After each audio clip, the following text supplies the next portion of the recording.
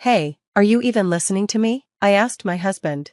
We were discussing our daughter Anna's future plans for her senior year of high school, but my husband, Dave, was glued to his phone. I'm talking about something important, I repeated. Shut up, he snapped. If she wants to go to college, she can pay for it herself. I'm not wasting money on a useless daughter who can't even take care of her own grandmother.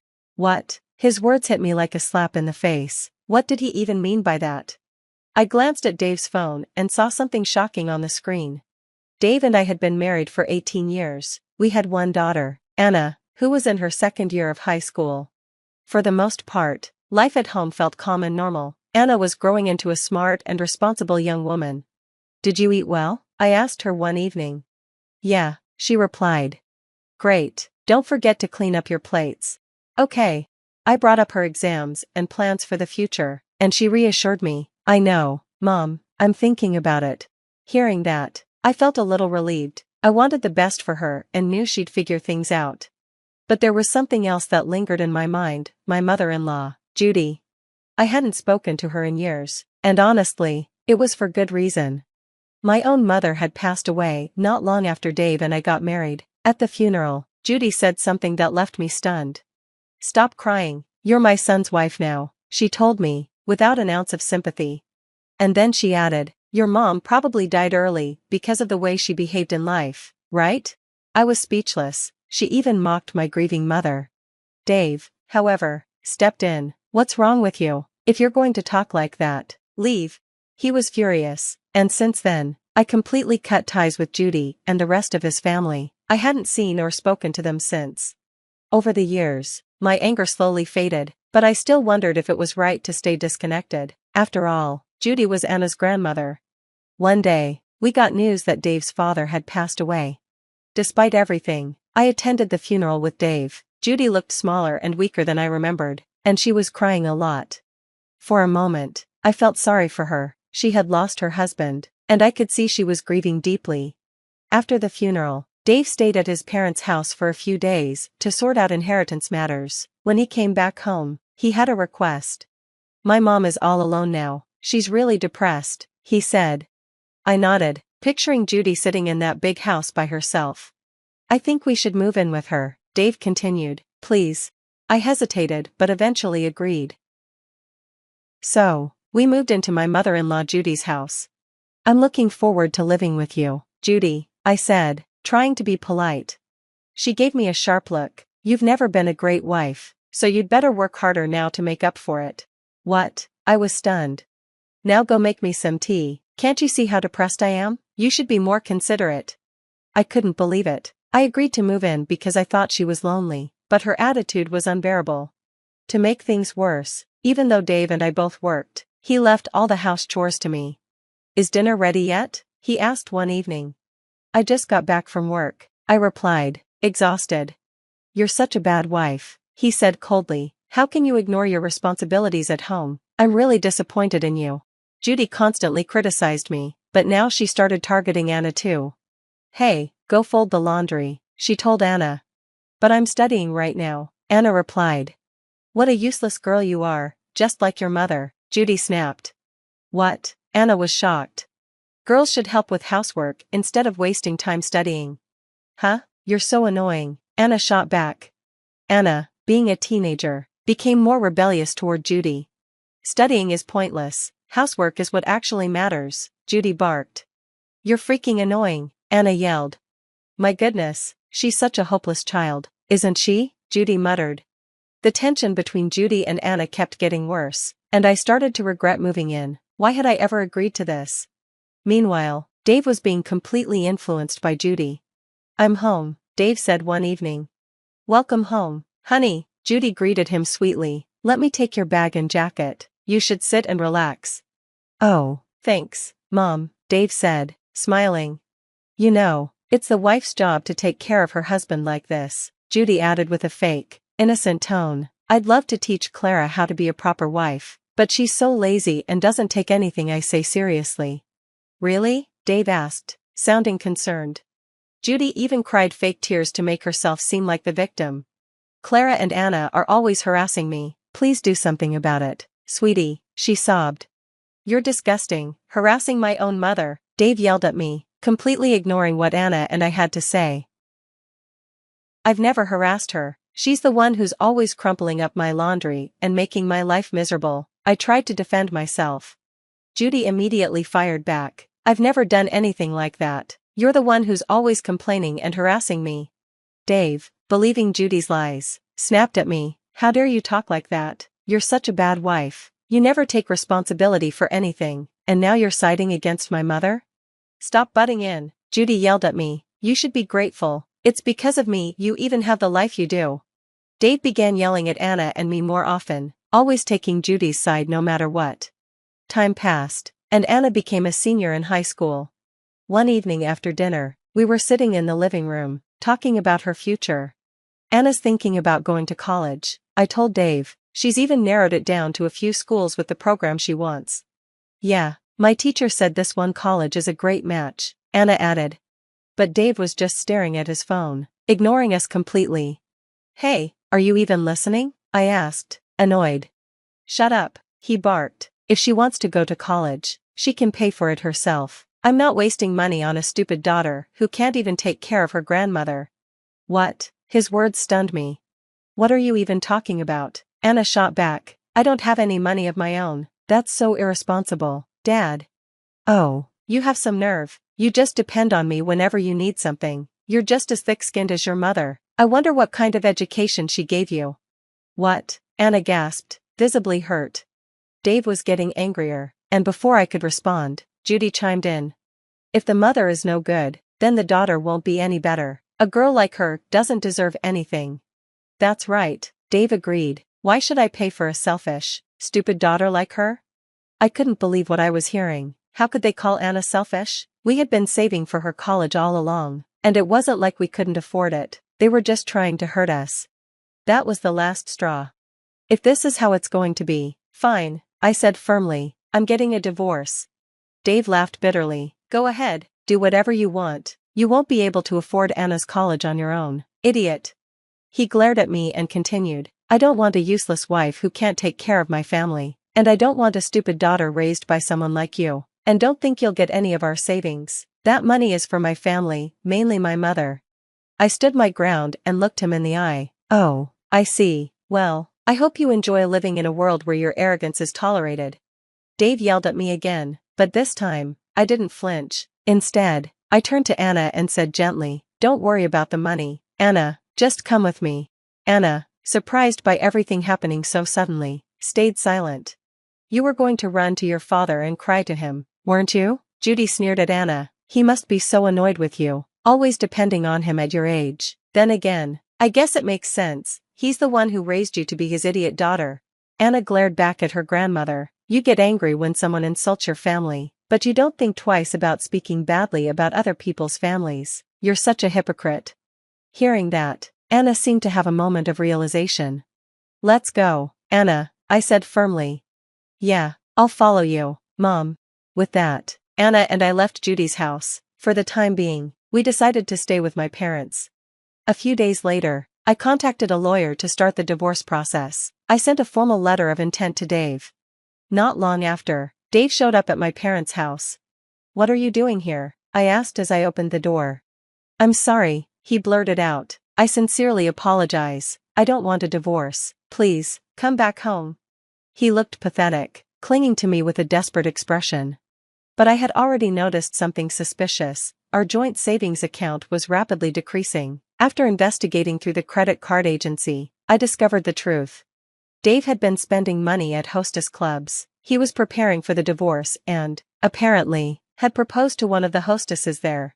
He had even said to her, I'm going to divorce my wife, so marry me. Huh? What are you talking about? The hostess had replied.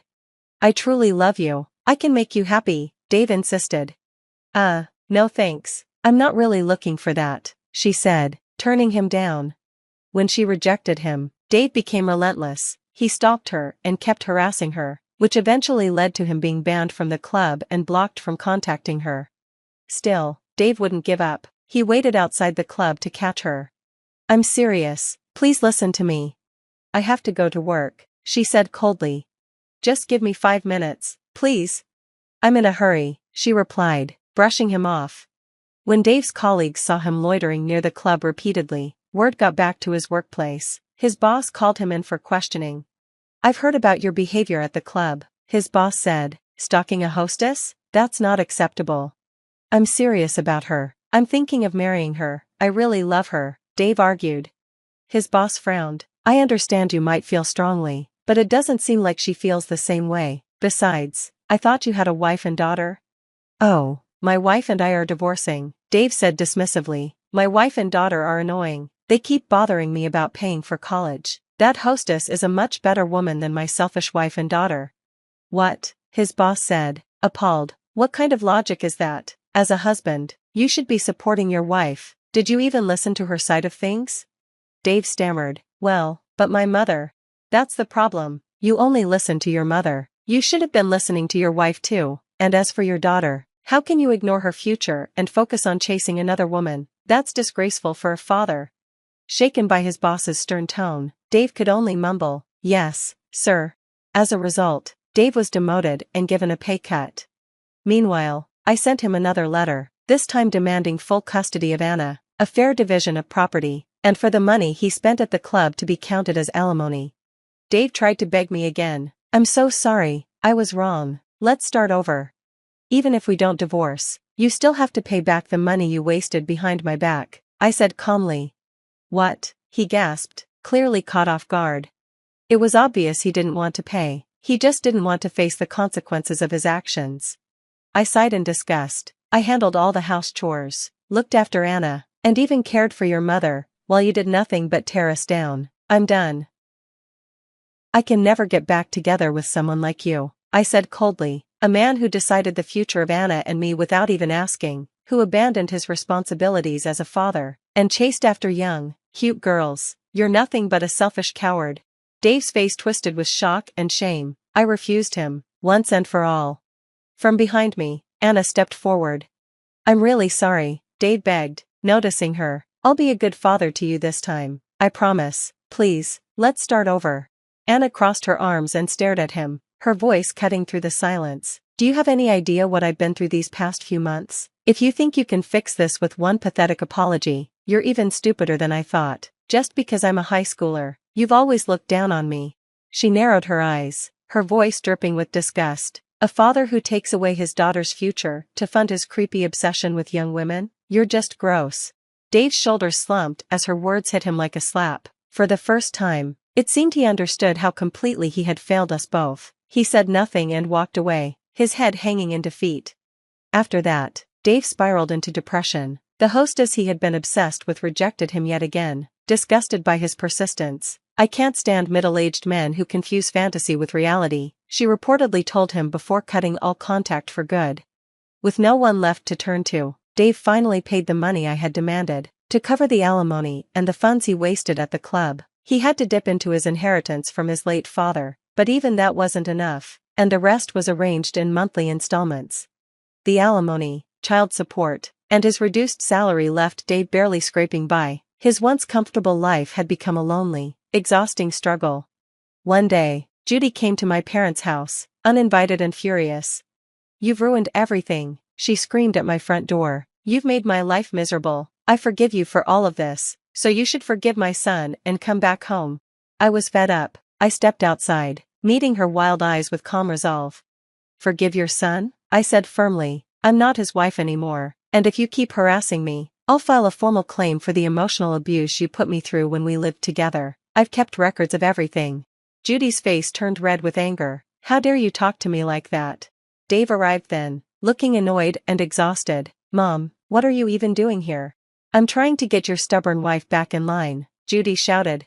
"She's not my wife anymore, and you're making things worse for me," Dave snapped. For the first time, he stood up to his mother.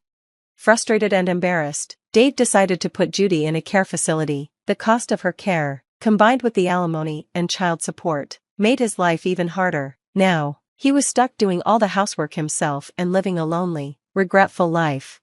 Another tough month, he muttered to himself as he struggled to make ends meet. Meanwhile, Anna and I found peace. Life at my parents' house was calm, and Anna poured all her energy into preparing for her college entrance exams.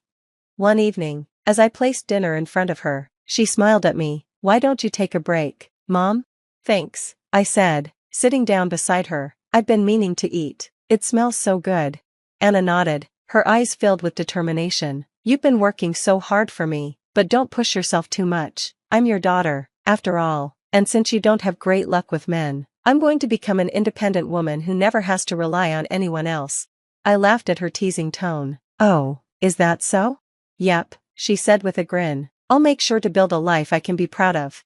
And as I watched my daughter chase her dreams, I silently promised to always support her, no matter what. Her happiness, her future, it meant everything to me. The wedding invitation sat on my desk like a ticking bomb, its gold-embossed letters mocking me with every glance. I hadn't stepped foot in my hometown for 10 years, and now my cousin wanted me to be her maid of honor. The irony wasn't lost on me. The forgotten daughter, suddenly important enough to stand beside the bride. I'm June, and the last time I saw my parents, they made it crystal clear that a daughter wasn't what they had planned for their legacy. "If only you were born a boy," my mother would say, shaking her head while serving dinner to my father first. Always first. My phone buzzed. Chelsea's name flashed across the screen. "June, did you get the invitation?" Her excitement crackled through the speaker. "Yeah, just looking at it now." I traced the edges of the envelope with my finger. "Are you sure about this? Your parents might not—" "Stop right there," she cut in. "It's my wedding, and you're the only person I want standing next to me.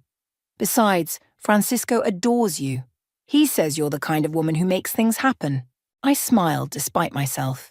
My tech company had just closed its biggest deal yet, and the industry magazines were starting to take notice. "That's sweet of him. But Chelsea, you know how things are with—" "They ask about you, you know," she said softly. "Your parents. They see your name in the business sections. Mum says Aunt Eleanor keeps every article." My throat tightened. Funny way of showing it. 10 years of silence and they're collecting articles like proud parents. "There's something else," Chelsea hesitated. "They want to talk to you at the wedding. Your mum specifically asked if you'd be there." The familiar anger bubbled up, but I pushed it down. "Did she say what about?" "No, but June, things change. People change." I glanced at my laptop screen where a draft of our company's latest financial report waited for my review. The numbers were good. Better than good. We'd grown exponentially in the past 2 years. "Listen, Chelsea, I need to think about this. The wedding's in 3 weeks, please say yes." My office door opened and Rhett walked in, carrying 2 coffee cups. He raised an eyebrow at my expression. "I'll call you back," I told Chelsea, hanging up. "Wedding drama?" Rhett placed a cup on my desk. "You look like you've seen a ghost." "Worse. My parents want to talk." He sat down, leaning forward.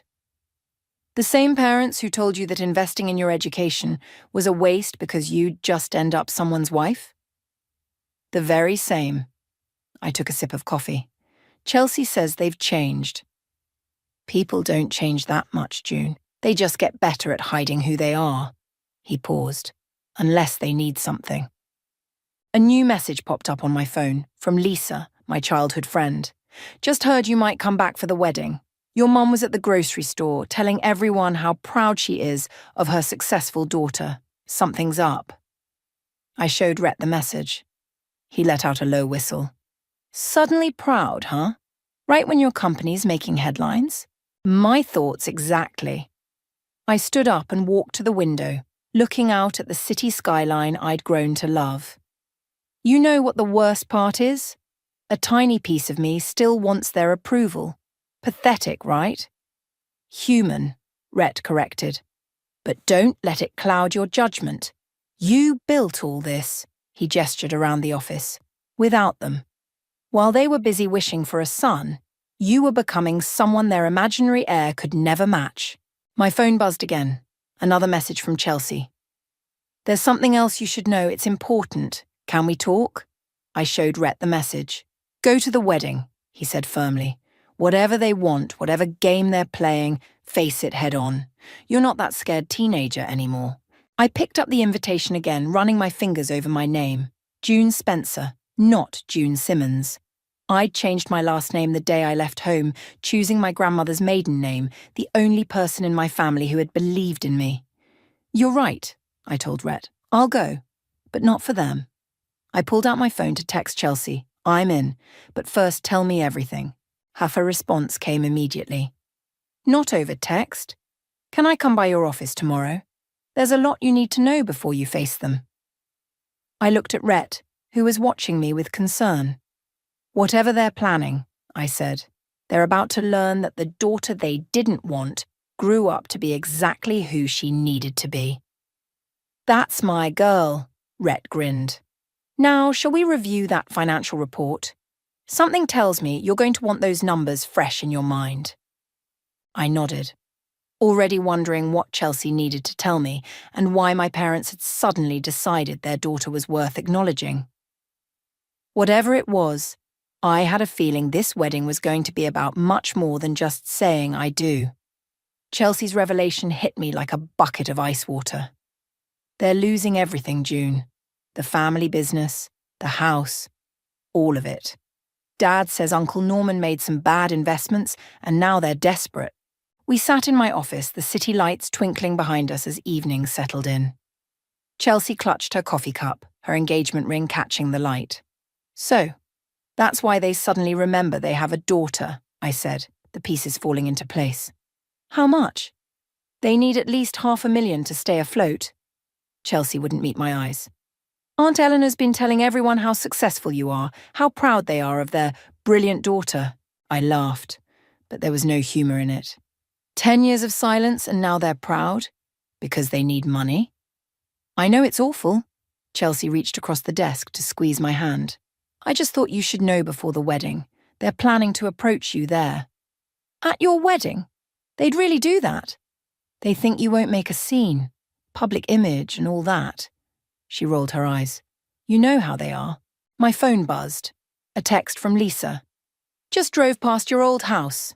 For sale signs up. You okay?" "Does everyone know except me?" I showed Chelsea the message. "Small town, remember? But listen, there's more. Francisco and I overheard them at the rehearsal dinner last night. They're telling people you offered to help, that you're coming home to save the family business." The anger I'd suppressed for years threatened to bubble over. "They're already spending my money." "June?" Chelsea hesitated. "What are you going to do?" Before I could answer, Rhett burst into the office. "You need to see this." He turned his tablet toward us, showing a local news website. There was my father standing in front of his failing business, quoted in an article about family enterprises facing challenges. "We're fortunate that our daughter has agreed to step in," I read aloud. "Family always comes together in times of need." My hands shook. They're painting themselves as proud parents whose successful daughter is rushing home to help. They're trying to back me into a corner. "That's not all." Rhett scrolled down. "They're hosting a welcome home dinner for you the night before the wedding. Already announced it in the society pages." Chelsea looked mortified. "June, I'm so sorry. If I'd known they'd go this far." "It's not your fault." I stood up, pacing the office. "They're still playing the same games, just with higher stakes." "What's your plan?" Rhett asked, knowing that look in my eye. I stopped pacing. "I'm going to that dinner, and to the wedding, but not as the dutiful daughter they're expecting." "June," Chelsea warned, "whatever you're thinking." "Don't worry," I assured her. "I won't ruin your wedding, but I'm done letting them control the narrative. They want to use me for money? Fine. Let's see how they handle it when I use their precious public image against them." My phone rang. My mother's number. After 10 years, she was finally calling. "Put it on speaker," Rhett suggested. I answered. "Hello, Mother." "June, darling." Her voice was syrupy sweet. "We're so excited about the dinner.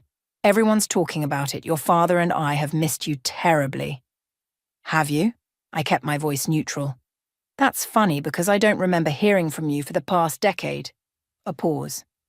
"The past is the past, dear. We're just so proud of what you've accomplished. A mother always knows her child's potential." I caught Rhett's eye. He was shaking his head in disbelief. "Does she?" I asked.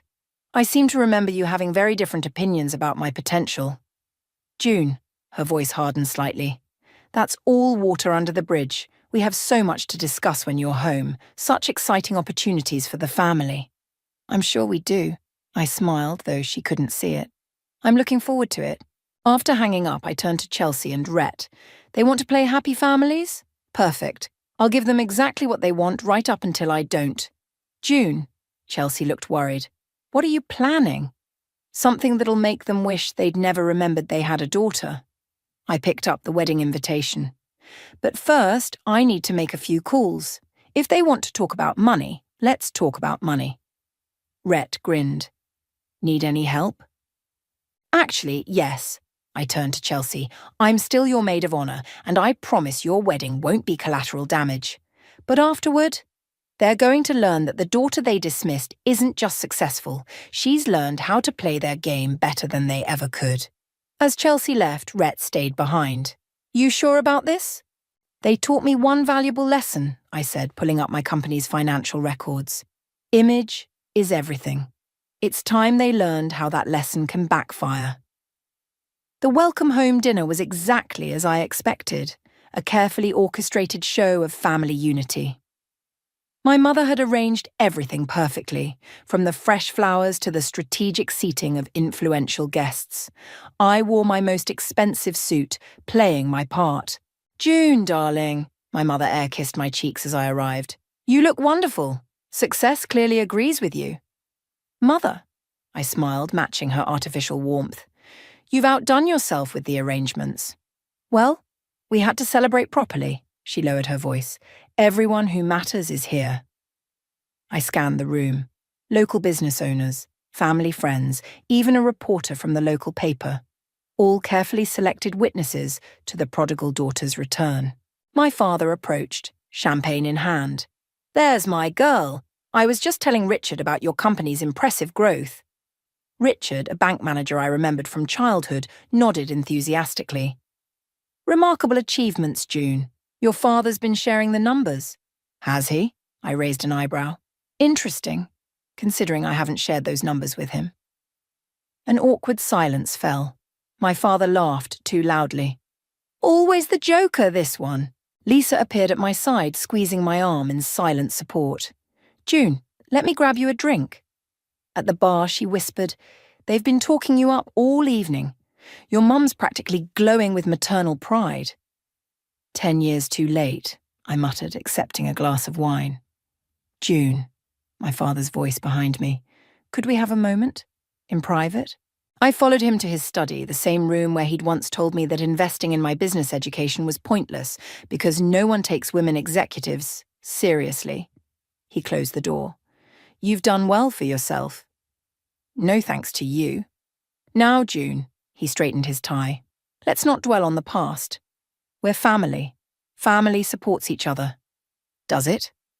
I sat in his leather chair, and watched him flinch. Like you supported me? We may have made mistakes, he paced the room, but we're proud of you now. And with your help, we could rebuild everything. Make it a true family enterprise. How much do you need? He named the figure, larger than what Chelsea had mentioned. That's a significant investment, I said carefully. Investment? He laughed.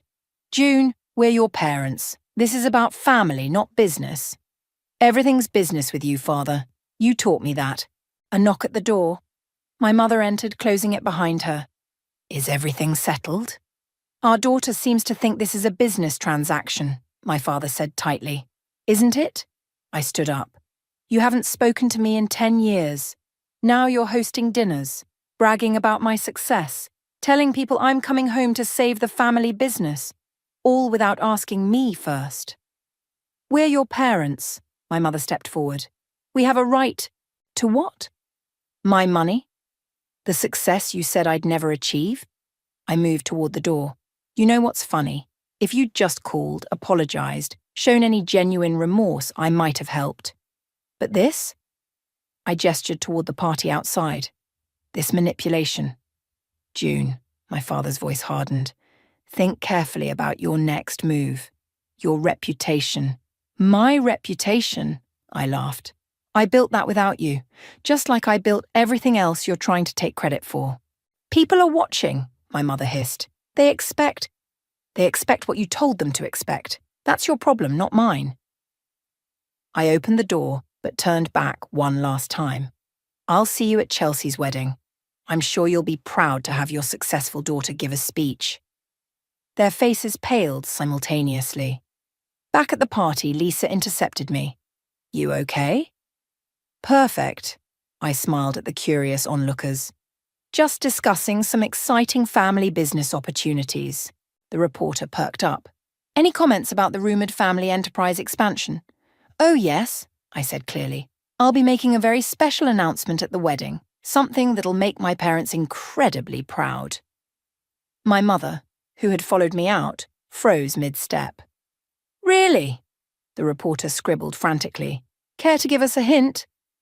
Let's just say, I raised my voice slightly, it's about family legacy, about making sure the right people benefit from success. My father's hand gripped his champagne glass so tightly I thought it might shatter. Lisa whispered, What are you planning? Justice, I murmured back, served cold with a side of karma. As I left the party, I heard my mother making excuses about my jet lag. But I didn't care. Let them spend the next few days wondering what I'd do. Let them taste the anxiety they'd fed me for years. The wedding was in 2 days and I had preparations to make. They wanted their successful daughter to make a statement. I'd give them one they'd never forget. You're doing what? Rhett's voice crackled through my phone's speaker as I paced my hotel room. June, that's either brilliant or insane. Maybe both, I said, reviewing the documents on my laptop. The paperwork's ready. I just need to make it public at the right moment. Lisa burst into my room waving her phone. Have you seen this? She pulled up a local news article. Local success story returns. Family reconciliation leads to business merger. They're still pushing the narrative, I muttered, even after last night. Your mum's been calling everyone. Lisa sat on the bed. Damage control. Saying you were tired from travel, that everything's proceeding as planned. My phone buzzed. Chelsea calling. June? Are you sure about tomorrow? Don't worry about your wedding, I assured her. The reception speech is when everything happens. Your ceremony will be perfect. It's not that, she hesitated. Your mum just called Francisco's parents. She's telling everyone you're making a major investment announcement during your speech. Rhett, still on speaker, laughed. They really don't know when to quit, do they? A knock at my door. Lisa opened it to find Francisco standing there, looking concerned. June, he stepped in. We need to talk. Your father cornered my dad at the rehearsal dinner. He's basically promised them a business partnership through you. Of course he has. I closed my laptop. They're trying to force my hand by creating expectations. It's more than that, Francisco sat down. They're leveraging these promises for immediate loans, using your supposed involvement as collateral. What? I stood up sharply. That's fraud. Only if you don't follow through, Lisa pointed out. They're betting you won't humiliate them publicly. Watch me. I pulled out my phone, dialing my lawyer. Sarah, move forward with everything we discussed. Yes, tomorrow. And contact the SEC about those unauthorized promises.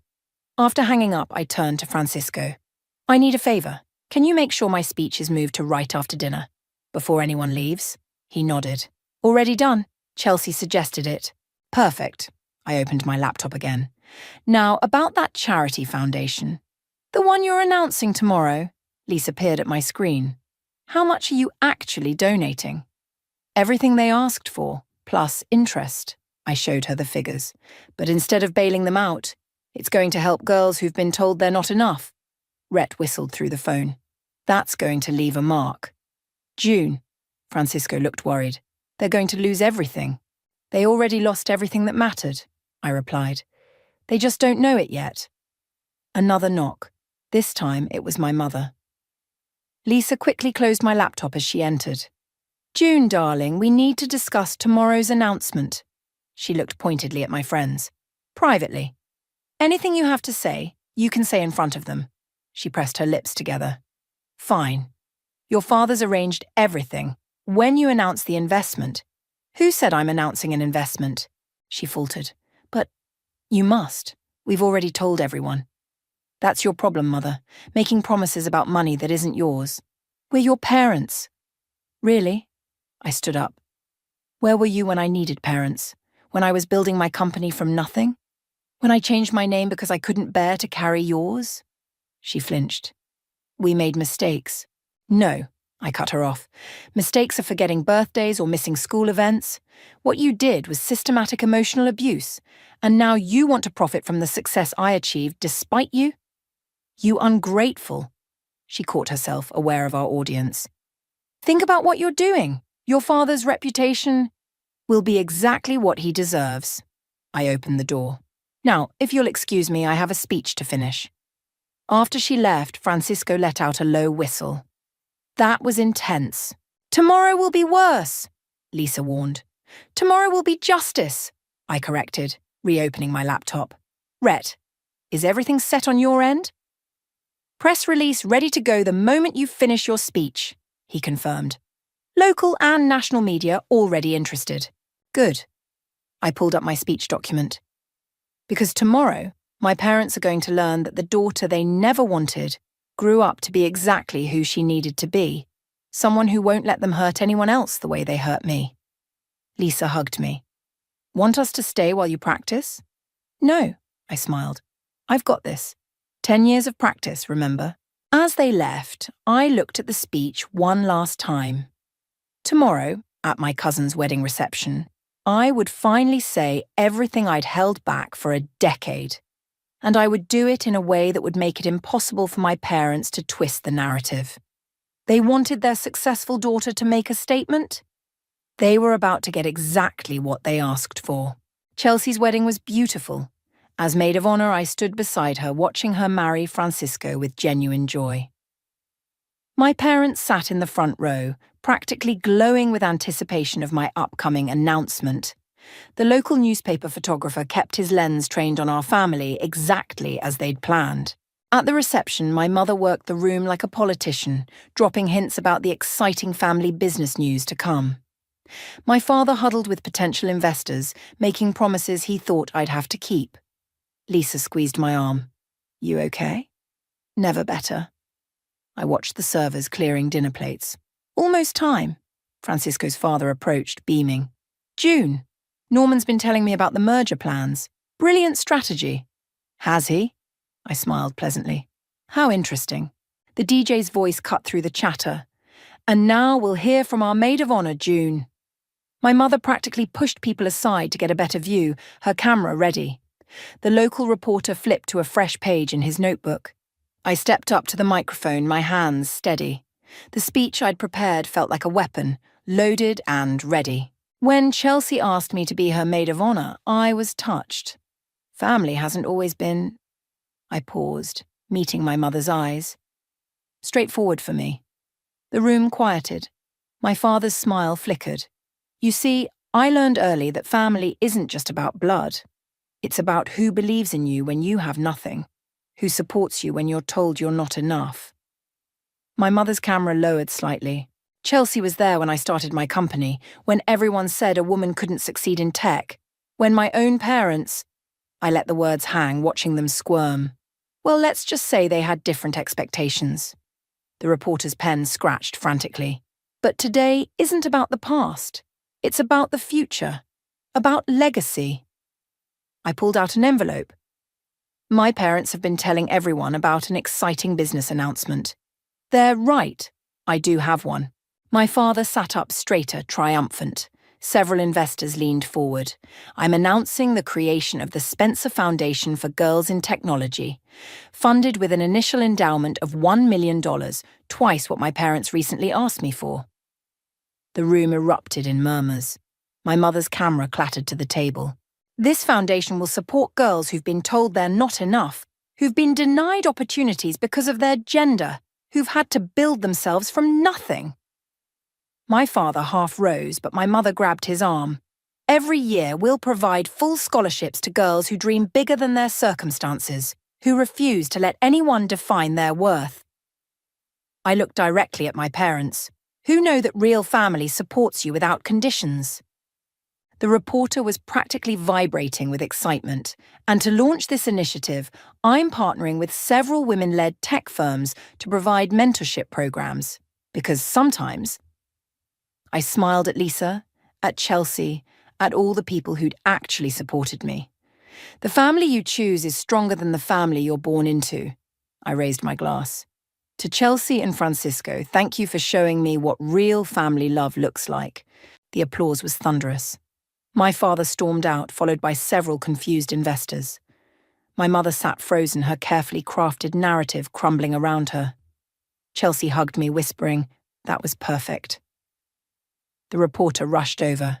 "June, can you comment on your parents' recent statements about a family business merger?" "I'm afraid they spoke without consulting me," I said clearly. "Any statements they've made about my involvement in their business ventures are incorrect."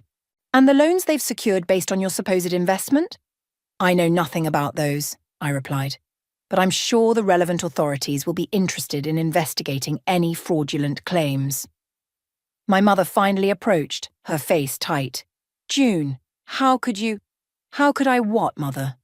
"Help others instead of enabling you. Create something meaningful instead of bailing out your failed business. We're your parents." "No," I cut her off. "You're people who gave birth to me. Parents support their children. Parents love unconditionally. You've done neither." The reporter caught every word. Lisa appeared with my coat. "Ready to go?" I nodded, then turned back to my mother. "The Foundation's first scholarship will be awarded next month. You're welcome to attend the ceremony. As guests, not parents. Maybe you'll learn something about what real family support looks like." As we left, I heard the buzz of conversations, saw the reporter already typing on his phone, noticed my mother's frozen smile as she tried to salvage what was left of her social standing. "You did it," Lisa grinned. "No," I corrected her, feeling lighter than I had in years. "We did it, all of us who showed me what real family means." Behind us, the reception continued, but the story everyone would remember wasn't about Chelsea's wedding. It was about a daughter who turned her parents' manipulation into something powerful, something good. And that was the best revenge of all. The morning after the wedding, my phone wouldn't stop buzzing. The local paper's headline read, "Tech CEO announces $1 million foundation, reveals family rift." My mother had called 17 times. "You've gone viral," Rhett announced, barging into my hotel room with coffee and his tablet. "National media's picking up the story. Daughter turns parents' manipulation into force for good." Lisa looked up from her phone. "Your mum's doing damage control on social media. Says it's all a misunderstanding." "Is that why she's been calling non-stop?" I took a sip of coffee. "Or because the bank's probably already calling about those loans?"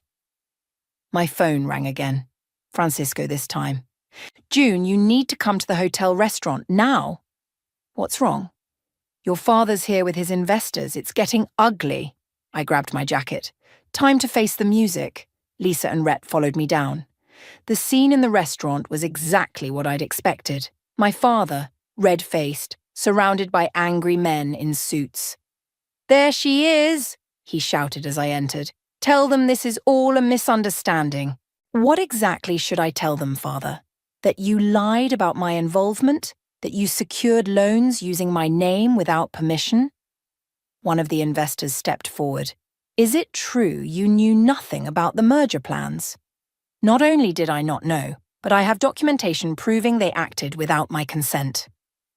I pulled out my phone, showing emails from my lawyer. "I've already reported the unauthorized use of my name to the relevant authorities."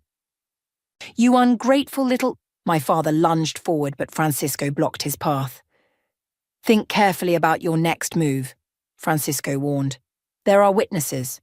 My mother burst in, looking frantic. "June, please, we can fix this. Just tell everyone you've changed your mind."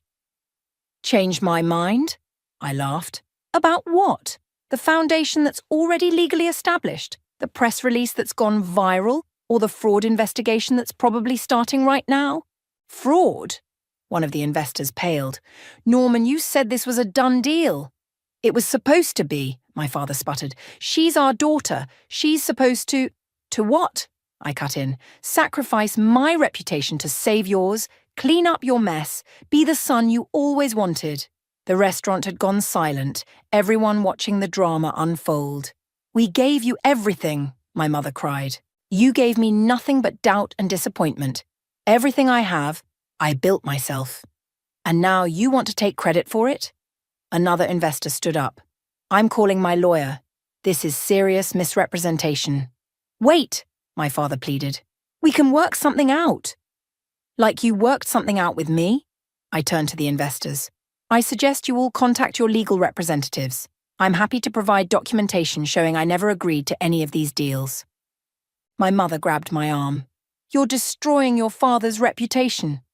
No, Mother, he did that himself. I'm just refusing to save it. Rhett stepped forward, tablet in hand. Should I send that second press release now? The one about the unauthorized loans? My father's face went from red to white. You wouldn't dare. Try me. I moved closer, lowering my voice. You taught me that image is everything, remember? Now you get to watch yours crumble just like you tried to crumble mine. Ms. Spencer. A new voice, a reporter who'd apparently been having breakfast. Would you care to comment on the situation? Actually, yes, I smiled, knowing this would be the final nail in their coffin. I'd like to announce that the Spencer Foundation's first initiative will focus specifically on helping young women whose families have tried to limit their potential. We'll be partnering with domestic abuse organizations to identify candidates. My mother's grip on my arm went slack. Domestic abuse? The reporter's eyebrows shot up. Are you suggesting? I'm suggesting that emotional and financial abuse are just as damaging as physical abuse, and that it's time we help people break free from toxic family dynamics. The investors were already leaving, phones pressed to their ears. My father looked shell-shocked, his carefully built world collapsing around him. You've ruined us, he whispered. No, I corrected him. You ruined yourselves. I just refused to be your safety net. Lisa appeared at my side. Your car's ready. We should head to the airport. I turned to leave, then paused. The Foundation's first ceremony is in a month. I meant what I said. You're welcome to attend. As guests. Maybe watching other parents support their daughters will teach you something. As we walked out, I heard my mother start to cry, heard my father trying to call after his fleeing investors. But for the first time in my life, their drama wasn't my problem. You okay? Lisa asked as we reached the car. Better than okay, I smiled, watching the hotel shrink in the rearview mirror. I'm free. 1 month later, I stood on stage at the Spencer Foundation's inaugural ceremony. The auditorium was packed with young women, their families, and media representatives. My parents' empty seats in the front row spoke volumes. Our first scholarship recipient, I announced, is Maria, a 17-year-old whose father told her that girls don't belong in engineering. Maria stepped forward, beaming. Her mother wiped tears from her eyes, clapping loudly. With this scholarship, Maria will attend MIT next fall. But more importantly, she'll know that her dreams are valid, her ambitions are worthy, and her gender is not a limitation. The applause was deafening. From the side of the stage, Lisa gave me a thumbs up. A commotion at the back of the auditorium caught my attention. My mother slipped in, looking smaller than I'd ever seen her. She took a seat in the last row, clutching her purse like a shield. I continued with the ceremony, introducing each recipient. Rebecca, who built a robotics program at her underfunded school. Sarah, who developed an app to help domestic violence survivors. Ashley, who... The auditorium doors opened again. My father walked in, hesitating before sitting next to my mother. Their presence didn't feel like victory or defeat, just a footnote in a bigger story. After the ceremony, during the reception, Lisa nudged me. Your mum's heading this way. She approached tentatively, looking lost among the celebrating families. June. Yes? Your father's business is gone, she said quietly. The house, too. The investigators found everything. I know.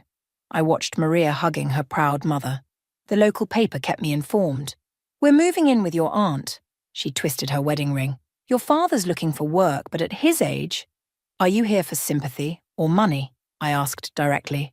Because I'm fresh out of both, I'm here because, she glanced around at the happy families, because I watched that girl's mother hugging her, celebrating her dreams instead of crushing them, and I realized I never did that for you. No, you didn't. Is it too late? Her voice cracked. To learn how? Before I could answer, Maria bounded over. Ms. Spencer, my mum wants to thank you personally. Maria's mother followed, radiating pride. What you're doing here? It's changing lives, showing these girls they can be anything. My mother watched this exchange, her expression unreadable. That's the goal, I smiled at Maria, to make sure no girl feels limited by other people's expectations. June, my mother spoke softly, could I volunteer? With the foundation? Learn how to support girls like I should have supported you. I studied her face, looking for manipulation, but finding only regret. The foundation always needs volunteers, but you'd be starting at the bottom. No special treatment. I understand. And father? She shook her head. He's not ready. Maybe never will be, but I need to do this for myself, for all the times I failed you. Rhett appeared with news updates on his tablet. The story's still growing. More companies want to partner with the foundation. We're getting scholarship applications from all over the country. My mother turned to leave, but I caught her arm. Thursday mornings, that's when we train new volunteers. Don't be late. Her eyes welled up. Thank you. As she walked away, Lisa whispered, Are you sure about this? No, I admitted. But this foundation is about breaking cycles. Maybe it's time to break this one too. The reception continued around us. Girls taking selfies with their acceptance letters, parents hugging their daughters, dreams taking flight. My father had left already, unable to watch this celebration of everything he'd fought against. Maria's mother approached again. Your parents? Are they proud of all this? My father isn't, I said honestly. My mother is learning to be. But the real pride? I gestured to the room full of celebrating families. It's watching parents like you support your daughters without condition. That's what this foundation is about. Well, we're proud of you, she said firmly. All of us. Later, as we packed up, Rhett showed me more news updates. My father's business collapse, the investigation findings, the community's reaction. Karma's real, Lisa commented. Maybe. I watched my mother helping clean up, trying to find her place in this new world. But so is growth. If she's genuine about learning, then this foundation will have changed one more life, Rhett finished. I looked around the auditorium, now empty except for echoes of joy and possibility. My revenge had transformed into something bigger than family drama. It had become a force for change. Ready to go? Lisa asked. Almost. I took one last look at the stage, just remembering something my father used to say about legacy. Turns out he was right, just not in the way he meant. We left together, leaving behind the weight of old expectations and carrying forward the promise of new beginnings. The Spencer Foundation's office buzzed with activity as I reviewed applications with our team. My mother sat at a volunteer desk, carefully organising candidate files. 3 months of showing up every Thursday had earned her a regular position, though some staff still watched her warily. June, she approached my desk hesitantly. You should see this application. I took the file, reading the girl's story. 16, brilliant at coding, parents refusing to support her dreams, history repeating itself. Her situation. My mother's voice wavered. It's like looking in a mirror, isn't it? The difference is she'll get support. I pressed the approval stamp on the application. That's why we're here. Lisa burst into the office, waving her phone. Your father's on the local news. She pulled up the video. There he was being interviewed outside his new job, a junior position at a small firm. I lost everything, he said to the camera, because I couldn't accept that times have changed. My daughter, he paused, looking directly at the lens. She proved me wrong about everything. Turn it off, I said quietly. He's been asking about you, my mother ventured, watching all the foundation's progress. Good for him. I turned back to the applications. Rhett walked in with Chelsea and Francisco. Surprise inspection. We brought lunch. And news, Chelsea added. We're having a baby. A girl. The office erupted in cheers. My mother hung back, uncertain of her place in this celebration. Have you told your parents? I asked Chelsea. Yes. And, she hesitated. Uncle Norman asked if you'd be the godmother. He said, and I quote, she'd teach her to be strong. The room went quiet. My mother dropped a stack of files. Did he now? I kept my voice neutral. Interesting timing. He's changed, June, my mother said softly. We both have. Watching you build this, help these girls. It's shown us everything we did wrong. Mom, I finally looked at her directly. You've proven you want to change. You show up, you do the work, you face your mistakes. But him? One TV interview and a message through Chelsea doesn't erase everything. I know, but the office door opened again. My father stood there, looking uncomfortable in his off-the-rack suit. What are you doing here? I stood up. I came to apply. He held up a volunteer form. To learn, like your mother has. Lisa moved protectively closer to me. Rhett crossed his arms. Why now? I demanded. Because I was wrong. He stepped forward. About everything. About you, about women in business, about what makes a legacy worthwhile. He gestured around the office. This is worth more than any business I ever built. It's not that simple. I know. He placed the volunteer form on a desk. I'm not asking for forgiveness. I'm asking for a chance to learn, to understand, to do better. Like Mom has. She's braver than me. Always was. Took me losing everything to see that. He looked around at the application files. Each of these is a girl I would have dismissed, like I dismissed you. Chelsea stepped forward. June, remember what you said at the foundation launch? About breaking cycles? I picked up his volunteer form. Bottom rung. No special treatment. One mistake. One attempt to take credit or control. And you're out. Understood. And the godmother thing? I meant it, he said quietly. You're everything I should have been proud of from the start. I handed the form to my mother. Put him in next Thursday's training group, regular volunteer track. He nodded, turning to leave. Dad? He stopped. Why did you really come?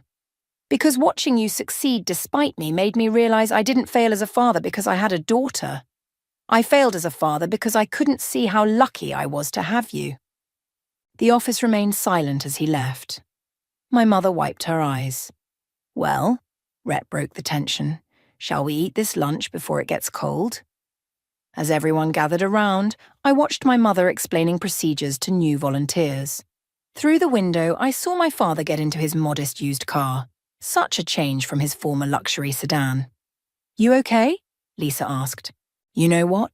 I smiled, looking at the approved application in my hands, the girl whose parents didn't believe in her. I really am. Because this was never about revenge, it was about change, and sometimes change has to start with us. Chelsea hugged me. So, about that godmother thing. Let's see how Thursday's training goes first, I laughed. One step at a time. The foundation office hummed with activity, applications being processed, dreams being supported, cycles being broken. My parents were learning slowly what they should have known all along. That true legacy isn't about control or expectations. It's about giving others the chance to soar. The string quartet played Pachelbel's canon as I stood alone at the back of the grand ballroom, watching my sister float down the aisle like a princess in her designer gown. That dress alone cost more than my annual salary. Not that anyone knew I was the one who paid for it. I'm Greta, and this is the story of how my perfect little sister's dream wedding became my worst nightmare, and ultimately my sweetest revenge. Darling, you could at least pretend to smile, my mother Hope whispered, appearing beside me in her champagne-colored dress. And where's your +1? I thought you said you were bringing someone. Change of plans, I muttered, forcing a smile as Solstice reached the altar. Her soon-to-be husband Rowan beamed at her with adoration, completely oblivious to the family drama unfolding in the wings. "Well, it's not too late, you know. Miguel, the wedding planner, is single," Mom stage whispered, nodding toward the sharply dressed man directing the photographers. "And he's quite handsome." I rolled my eyes. "Mom, please, can we focus on Solstice's big day?" The ceremony proceeded like a fairy tale, exactly as Solstice had dreamed. Crystal chandeliers sparkled overhead, white roses and orchids cascaded from every surface, and the guest list read like a who's who of local society. Perfect, perfect, perfect, just like Solstice. During the reception, my best friend Camila grabbed my arm. "You okay? You look like you're about to explode." "I'm fine," I lied, watching Solstice work the room, just tired of deflecting questions about my relationship status. "Ladies and gentlemen," the DJ's voice boomed through the speakers. "It's time for the speeches." My stomach churned as Solstice took the microphone, champagne glass in hand. "I want to thank everyone for coming to celebrate with Rowan and me today, especially my family, Mom, Dad, and my big sister Greta." I raised my glass, praying she'd leave it at that. She didn't. "You know, Greta's always been there for me, even if she's been a bit preoccupied with her career lately." Solstice's smile turned sharp. "I mean, someone has to be the successful businesswoman of the family, right? Though I have to wonder if it's worth being married to your job instead of finding actual love." The room fell silent. I felt hundreds of eyes turned to me. But hey, at least she's got her spreadsheets to keep her warm at night. Solstice laughed, and a few uncomfortable chuckles rippled through the crowd. "I just hope she doesn't end up alone forever. There's more to life than work, sis." My father Jonathan shifted uncomfortably in his seat. Camilla's hand found mine under the table, squeezing tight. "To love." Solstice raised her glass, her diamond ring catching the light. "May we all be lucky enough to find it. Well, most of us anyway." The guests drank, but I couldn't move. The champagne in my glass trembled as my hand shook with rage. "I can't believe she just did that," Camila whispered. "After everything you've done for her?" Everything I'd done. The secret meetings with Miguel to plan every detail. The maxed out credit cards. The drained savings account. All to give my baby sister the wedding of her dreams. And this was my thank you? "Greta?" Miguel appeared at my elbow, concern etched on his face. "Are you all right?" I stood up abruptly, my chair scraping against the marble floor. "I need some air." As I headed for the terrace, I heard my mother's voice. "Solstice, darling, that wasn't very kind." "Oh, Mom, I was just teasing. Greta knows I love her. She's probably just jealous because she's missing out on all of this." Solstice's laugh tinkled like breaking glass. "I mean, who wouldn't be?" I pushed through the French doors onto the balcony, the cool evening air hitting my face. Behind me, the party continued. My sister's perfect day, funded by the very person she'd just humiliated in front of everyone who mattered. Camila followed me out. "What are you going to do?" I gripped the stone balustrade, watching the sunset paint the sky in shades of revenge. "You know what? I think it's time everyone learned who really made this fairy tale wedding possible." "Are you sure?" Camila asked, but I could see the gleam in her eye. She knew as well as I did. My sister had finally gone too far. "Oh, I'm sure," I said, straightening my bridesmaid's dress. If Solstice wants to play princess, she should remember who's been bankrolling her happily ever after. 6 months earlier, I sat across from Miguel in a dimly lit coffee shop, spreading wedding magazines across the table. My sister's vision board lay between us, covered in pictures of luxury venues and designer dresses she couldn't possibly afford. "Your sister has expensive taste," Miguel said diplomatically, tallying numbers on his iPad. The venue alone is nearly 6 figures. I sipped my now cold coffee. She's always had champagne tastes on a beer budget, but this time I'll make it happen. Why? Miguel's dark eyes studied me carefully. From what you've told me, she hasn't exactly been Sister of the Year. The bell above the cafe door chimed as my mother walked in, spotting us immediately. Perfect timing, as always. Greta, what a coincidence. She pulled up a chair uninvited. And you must be Miguel, the wedding planner. Solstice has told me so much about you. I bit back a laugh. Solstice had met Miguel exactly once, then pawned all the actual planning off on me because she was too busy with her social commitments. Mrs. Ellis, Miguel nodded professionally. We were just discussing the budget. Mom waved her hand dismissively. Oh, don't worry about that. Solstice's future in-laws are handling everything. Actually, Mom, I started, but she cut me off.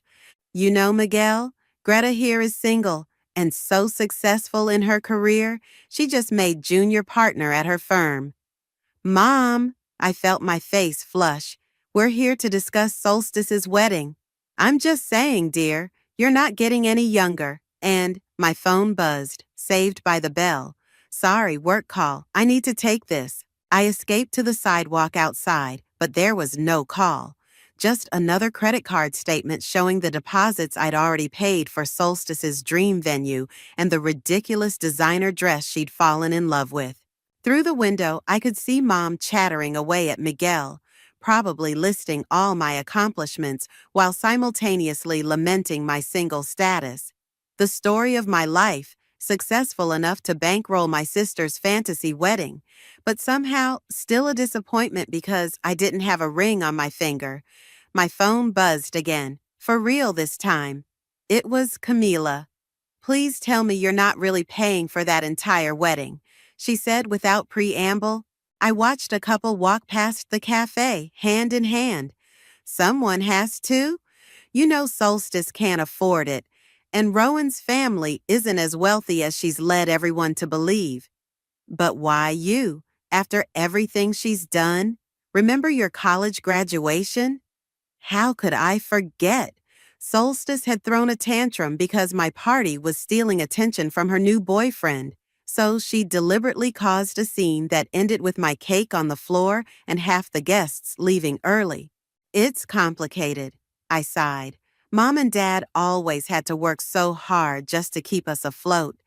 Now that I can finally give them something, you're giving Solstice something, again, while she takes all the credit, again.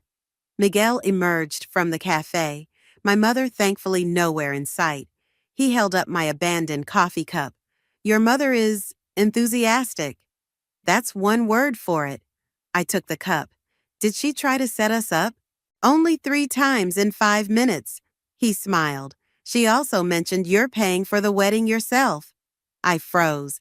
She wasn't supposed to know that? She doesn't. She was bragging about how much money you make and how you could afford such a lavish wedding of your own if you just put yourself out there. He made air quotes. I connected the dots myself. Please don't tell Solstice, I said quickly. She thinks Rowan's family is covering everything. Miguel's expression softened. Your secret's safe with me, but can I ask why? Why do all this in secret? I stared into my cold coffee. Because for once, I want her to have exactly what she wants. No compromises, no settling, no reason to throw a fit and ruin someone else's moment. Maybe then she'll finally appreciate you. Maybe then she'll just be happy. I whispered. And stop trying to make everyone else miserable. Miguel touched my arm gently. You're a good sister, Greta. Better than she deserves. If only he knew how wrong he was. Because standing there, watching happy couples stroll by and thinking about all the times Solstice had undermined me, belittled me, or straight up sabotaged me, I wasn't planning this wedding out of pure sisterly love. I was buying the rope with which my sister would hang herself, Every crystal, every flower, every perfect detail would be a strand in the web of her own making. And when the moment was right, I would show everyone exactly who the better sister really was. I just didn't know then how spectacular that revelation would be. Back at the wedding reception, I found Camila in the powder room, touching up her lipstick. The bathroom's marble countertops probably cost more than my first car, another detail I'd splurged on for Solstice's perfect day. "So," Camila said, meeting my eyes in the mirror, "what's the plan?" "I'm thinking it's time for my maid of honor speech."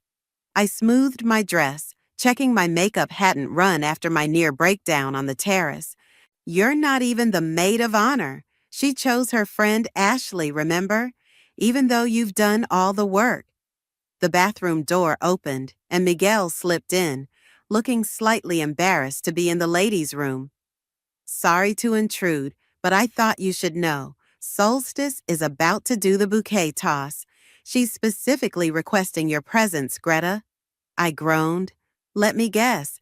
Another opportunity to highlight my perpetual singlehood?" "She announced it as a special chance for my desperate sister to catch some luck," Miguel confirmed, wincing. Camila slammed her lipstick down. "That's it. I've watched her treat you like dirt for 20 years. You need to expose her right now." "Not yet," I said, a plan forming. "Miguel, I need a favor." 10 minutes later, I stood in the crowd of single women, watching Solstice prepare to throw her bouquet. She'd positioned me front and center, of course. "Ready, ladies?" Solstice called out. "Especially you, Greta. This might be your only chance." The crowd tittered.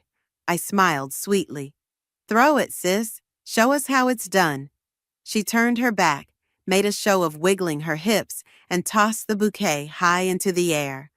As planned, Miguel had dimmed the lights slightly, making it harder to see.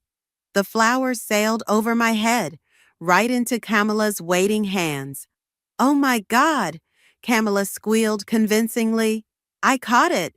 Solstice spun around, her face falling when she saw I wasn't holding the bouquet. "Oh, well, congratulations, Camila." "Actually," Camila said loudly, "I think this belongs to the person who really deserves it." She walked over and handed the bouquet to Miguel. The room went quiet. Miguel, right on cue, turned to me. "Greta, I've been wanting to say something all day." My mother gasped audibly. Solstice's mouth dropped open.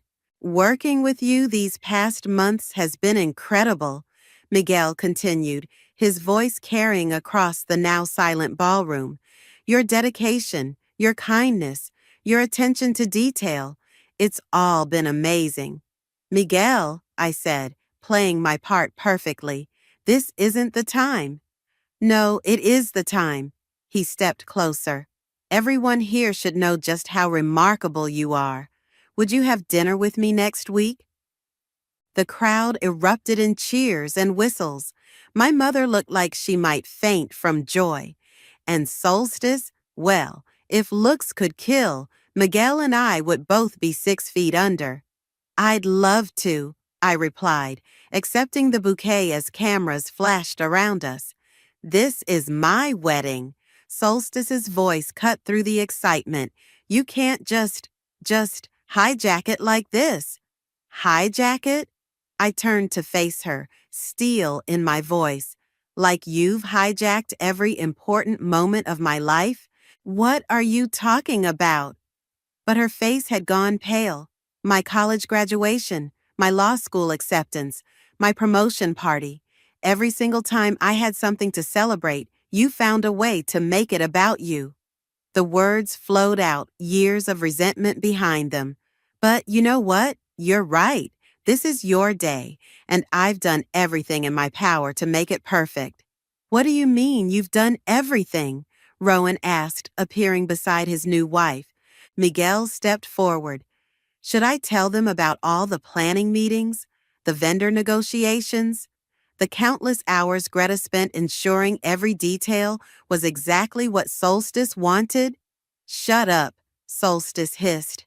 "The planning was all me, and Rowan's family paid for everything. I pulled out my phone, opening my banking app. Want to see the receipts, little sister? Every deposit, every payment, every maxed out credit card? The color drained from her face. You're lying. The Swarovski crystal centerpieces you insisted on? Mine? The hand-painted French chocolates as favors? Mine? That designer dress you're wearing? All me. Rowan looked confused. But my parents, they said they were handling it. They handled the rehearsal dinner, I corrected. Everything else? That was your sister-in-law, the one you just publicly mocked for being too focused on her career. The silence in the ballroom was deafening. Somewhere in the back, a glass shattered, making everyone jump. Well, my father's quiet voice cut through the tension. I think it's time we all had a little family chat. Dad led us into a private room off the main ballroom, the same room where Solstice had gotten ready this morning. Her veil still lay draped over a chair, price tag conveniently removed. Another $3,000 I'd never see again. Sit, Dad commanded. For once, both Solstice and I obeyed without argument. Mom hovered by the door, wringing her hands. Jonathan, maybe we should wait. No, Hope, this ends now. Dad's voice was firm. Miguel, Rowan, would you give us a minute? Miguel squeezed my shoulder as he left. Rowan hesitated, looking at Solstice, but followed when she wouldn't meet his eyes. Now then, Dad said, settling into a chair across from us. Let's talk about what's really going on here. What's going on is that Greta's trying to ruin my wedding.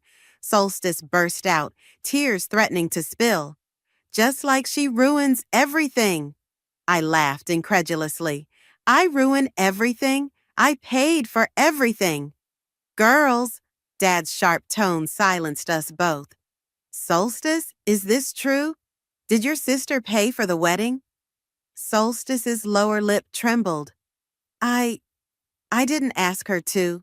No, I agreed. You just complained to Mom about how Rowan's family couldn't afford the venue you wanted, and cried to Dad about the dress of your dreams being out of reach, and told everyone who would listen that you were settling for less than you deserved.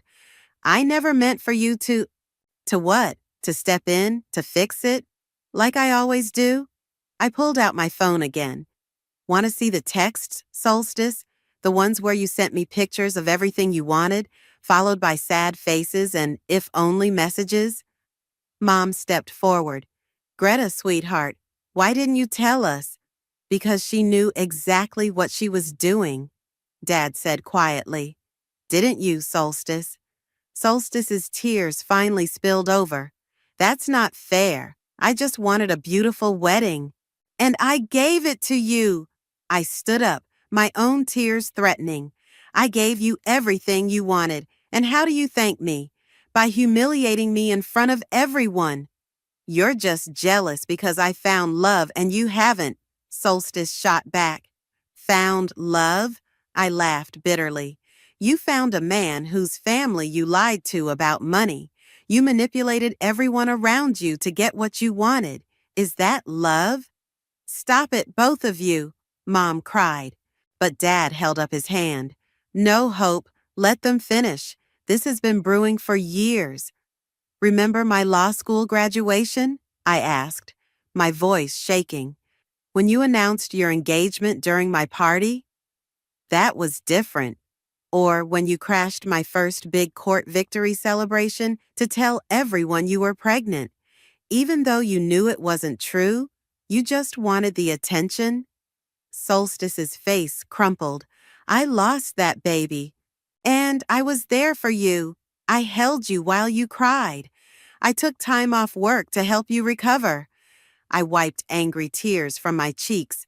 But the minute I had something to celebrate, you had to tear me down again.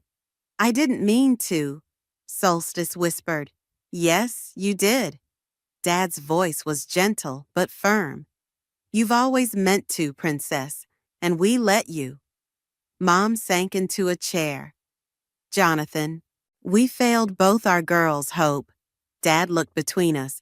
We let Solstice believe the world revolved around her, and we let Greta think she had to fix everything. A knock at the door interrupted us. Rowan poked his head in. Sorry, but the guests are asking questions. Should we start serving dinner? Yes, Solstice jumped up, smoothing her dress. We should get back to my wedding. Your wedding that your sister paid for, Dad reminded her. The wedding you're using to mock her. Solstice froze, her hand on the doorknob.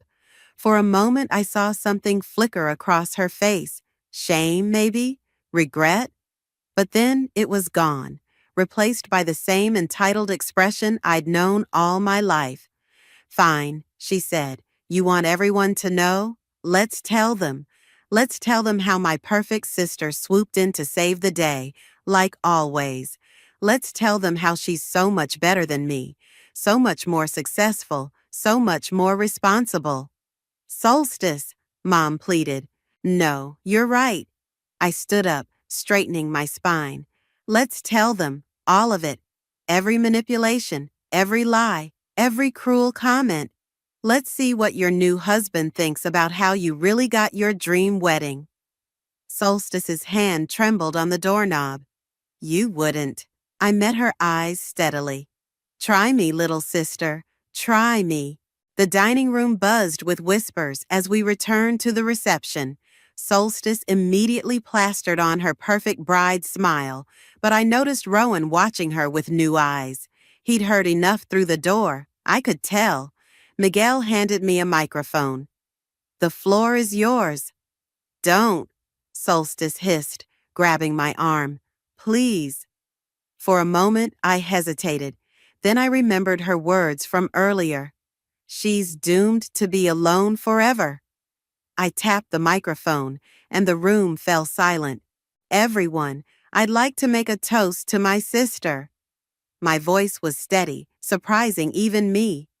You all know Solstice. She's always been the family princess, the one who deserved the very best. Nervous laughter rippled through the crowd. Solstice's fingers dug deeper into my arm. What you might not know is just how far some people would go to give her that very best. I gently pulled free from her grip. Would you like to tell them, Solstice? Or should I? Greta, my mother warned from her table. For instance, this beautiful venue? I gestured around the room. These crystal chandeliers, the hand-painted place cards, the 5-tier cake, all paid for by your supposedly career-obsessed big sister. The whispers grew louder. I saw Rowan's mother lean forward, her eyes narrowing. You see, while Solstice was telling everyone that her in-laws were funding this extravaganza, I was quietly maxing out my credit cards. While she was mocking my dedication to my career, that same career was financing her dream wedding. That's enough. Solstice lunged for the microphone, but Miguel smoothly stepped between us. No, I don't think it is enough, I continued. Because for years, I've watched you tear me down to build yourself up. Every achievement I've earned, you've tried to overshadow. Every milestone I've reached, you've tried to steal. And I let you, because that's what good sisters do, right? Camila stood up, raising her glass. Tell them about the law school graduation, Greta. Or the promotion party, Miguel added. Or my grandson's christening, Rowan's mother suddenly spoke up, when she announced her engagement during the ceremony. Solstice's perfect mask cracked. I didn't. But here's the thing, Solstice. I turned to face her directly. I didn't pay for this wedding to hurt you. I did it because, despite everything, you're my sister. I wanted you to have your perfect day. All I asked was for you to let me have this one thing, my dignity. Tears streaked her makeup. I'm sorry, she whispered. Are you? Are you really? I asked. Or are you just sorry everyone knows the truth now? I didn't know. Rowan stood up, his voice tight. Solstice, you told me my parents were paying. You let me believe. I can explain, she pleaded. Explain what? Rowan's mother demanded. How you lied to my son? How you manipulated your own sister? The room erupted in overlapping voices. I saw my father put his head in his hands, my mother dabbing at her eyes with a napkin. Stop! Solstice screamed, her voice cracking. Just stop! Fine, I'm horrible. I'm manipulative. I'm jealous of my perfect sister who has everything I don't. Everything you don't? I laughed incredulously. You have a man who loves you, a family who adores you, and a wedding that cost more than my car. What could you possibly be jealous of? Your confidence, she shot back. Your success. The way you never seem to need anyone's approval. Do you know what it's like living in the shadow of someone who seems to do everything right? The room fell silent. Shadow? I whispered. You think you lived in my shadow? Solstice, everything I've ever done, you found a way to diminish. Every time I succeeded, you made sure everyone focused on what I was missing instead. Do you know how many times Mom has asked me why I can't be more like you? More feminine, more social, more focused on finding a husband? Solstice faltered. But you know what? I placed the microphone on a nearby table. This isn't about winning anymore. This is about truth. And the truth is, I'm done competing. I'm done trying to earn your respect or approval. I'm just done. I turned to leave, but Miguel caught my hand. Stay, he said softly. Don't let her drive you away again. The room held its breath. In that moment, I saw every face turn toward us, some sympathetic, some shocked, some angry. But for the first time in my life, I didn't care what any of them thought. No, I said clearly, I think it's time for the bride to enjoy her perfect wedding. After all, she's got everything she wanted. Right, Solstice? I made it halfway across the parking lot before I heard footsteps behind me. Greta, wait! It was Rowan. I turned to face my new brother-in-law, his bow tie askew and his face flushed. You can't leave like this. Watch me. Please, he caught up to me, slightly out of breath. Everything's falling apart in there. Solstice is hysterical. My mother is threatening to annul the marriage, and your parents are arguing about who's to blame for all this. Sounds like a typical family gathering to me. I dug through my clutch for my car keys. She told me everything, Rowan said quietly, after you left. About the money, about the lies, about all of it. I froze. And I don't know what to think anymore. The woman I married today, I'm not sure I know who she is. Sure you do. I turned to face him fully. She's the girl who always gets what she wants, no matter who she has to step on to get it. The girl who can cry on command and make everyone forget what she did wrong. The girl who's terrified of not being enough. Another voice cut in. My father emerged from the shadows, hands in his pockets. Who learned early on that if she couldn't be the best, she could at least be the most memorable. Dad, don't defend her. Not now. I'm not defending her, he said, moving closer. I'm trying to understand her, to understand both of you. Where did we go so wrong? Rowan shifted uncomfortably. I should go back inside. No, stay, Dad said. You're family now, for better or worse, and families face their problems together. That's rich, I laughed bitterly. Where was this family unity all the time Solstice was sabotaging my life? Right here, failing miserably. Dad's voice cracked. Every time we let her behavior slide, every time we told you to be the bigger person, we failed you both. The night air felt heavy with unspoken words. In the distance, I could hear music still playing from the reception, life going on as if my world hadn't just imploded. She's asking for you, Rowan said softly. Says she needs to tell you something. I've heard enough from her to last a lifetime.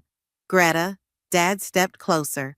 Remember when you were 10 and Solstice cut up your favorite dress?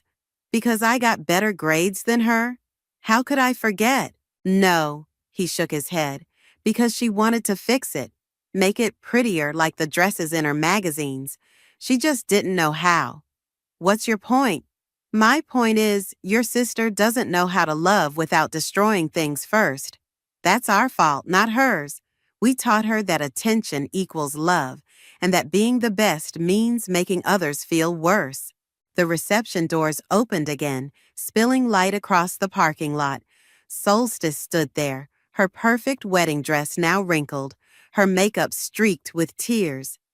Daddy? Her voice wavered. Is Greta still here? I'm here, I called out, surprising myself. Solstice stumbled forward in her heels, nearly falling. Rowan moved to help her, but she waved him off. I messed up, she said, her voice raw. I messed up so bad, and I don't know how to fix it. You can't fix it, I replied. You can't just say sorry and make everything okay this time. I know. She wrapped her arms around herself. But I need you to know something. All those times I tried to ruin your moments, it wasn't because I hated you. It was because I wanted to be you. What? You're so sure of yourself, so capable. Mom and Dad were always so proud of your achievements, and I just wanted them to look at me that way too. They did look at you that way, I exploded. They still do. You're their precious princess who can do no wrong. No, Dad interrupted. We babied her. There's a difference. We praised you for your accomplishments, Greta, but we praised Solstice just for existing. We didn't do either of you any favors. Solstice took another step forward. The wedding? I never meant for you to pay for it. I just couldn't stand the thought of having less than you would have had. I'm not even engaged. But when you do get married, it'll be perfect, like everything else you do. She wiped her eyes. I wanted to beat you to it, to have something first, something better. The silence that followed was deafening. In that moment, standing in a dark parking lot with my crying sister, my confused brother-in-law, and my guilt-ridden father, I realized something important. This wasn't about winning anymore. It wasn't even about revenge. It was about breaking a cycle that had started long before any of us knew what we were doing. We should go back inside, Dad said, breaking the tense silence. Your mother's probably convinced we've all killed each other by now. I can't, Solstice whispered. Everyone in there knows what I did, what I am. They know you're human, Rowan said quietly. Just like the rest of us. Miguel appeared at the door, his silhouette backlit by the reception lights. Sorry to interrupt, but Mrs. Bailey, Rowan's mother, is threatening to make a scene if we don't start serving dinner soon. Of course she is, Solstice laughed weakly. Can't even get my public humiliation right. Hey, I found myself saying, nobody's getting humiliated tonight. Not anymore. What do you mean? Solstice looked up. Mascara streaked across her cheeks.